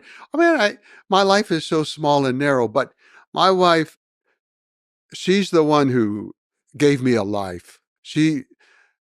The truth is very odd. People don't believe sometimes. I failed English in college. I barely got in college. Nobody in my family. I'd grown up with my grandparents, mostly countryside, and they had third grade education. My father had seventh grade. I went to live with him after the grandparents died, and my mother. There was no big education there in the family, but I somehow got to college. My father told me to go. He didn't want me to go to the war in Vietnam, so he volunteered to go because there was the rule that they couldn't send two people from one family against their will. That was mainly designed to protect brothers. But he could go as the father, and then I could go to college, you know. So I got to college, and I can't say, oh, I was drinking and having a party and not serious. No, I was trying like hell to pass that course. I failed English. I failed it. And this was just a huge shame to me. In fact, after 1 year, I was put on probation to be kicked out of the school. My grades were so low overall, you know. And then, so it took me a long time to confess this to my wife after we met. You know, I met her. I briefly had known her in high school, but just not well or anything. But anyway, we met later, and I told her, and she just looked at me. She said, "What does a professor know? It's just a professor. You can write anything you want." Yeah. And she had the power to make me believe everything she said. I don't care what she said, I would believe it. And I would say, yeah, that's right. That's just a professor. Yeah. What, you know, and she inspired me, but she supported me all the way through graduate school. She was taking some courses of her own and she was doing graduate work, but she inspired me. But she told me, I said, I want to write for more people than just for other scholars. I've done this dissertation, a PhD, and it's just dry as the Sahara, or the Gobi Desert, you know. And I didn't know what to do. And she said, just tell the story to me, but I can't see you while you tell it. You're on the radio, and I'm listening in my car, driving somewhere. Just tell the story to me. And to this day, almost every word I write, it's always just tell the story to her. the way that she would like it. And I always read the books to her. Even she couldn't comprehend too much, but she just loved hearing the book because it was mine. And, in the last years of her life, I gave up the teaching. And we went back to our original home in South Carolina. And I said, okay, we're just going to live here and watch the ocean and do things like that and just be worthless teenagers. And my wife used to have episodes of clarity. I have no idea what caused. I mean, it might be 2 hours, it might be 7 or 8 hours. And we would talk a lot. And so one time she said to me, she said, this disease is going to take my life, but it's taking your life. She said, you gave up teaching and you gave up writing. And she said, how do you expect me to die in peace if I know that you gave up everything to this disease? She said, you should write. And so every single day we sat together by the water, by the window. I moved it into the dining room overlooking the water. And we sat there at the desk and she sat in a wheelchair next to me. And sometimes we would play a little soft music in the background a little bit. And for the most part, she couldn't talk, but she liked to just sit there beside me working. And she knew that she was the inspiration. She knew. She was the battery that kept me going, How on earth I ever had a wife like that, I don't know. That's beautiful, Jack. That's really beautiful. I just hit the jackpot with her. And I see so many people that get by and they even like each other or they're friends or something. But in my life, there was one person. I love my children. I still do. I love my grandchildren, even though I don't understand them. But yeah. But there's one person in my life, and that was my wife. For 44 years, and her funeral was on our anniversary. I mean, that's just the way life works out, But I was very lucky, very lucky.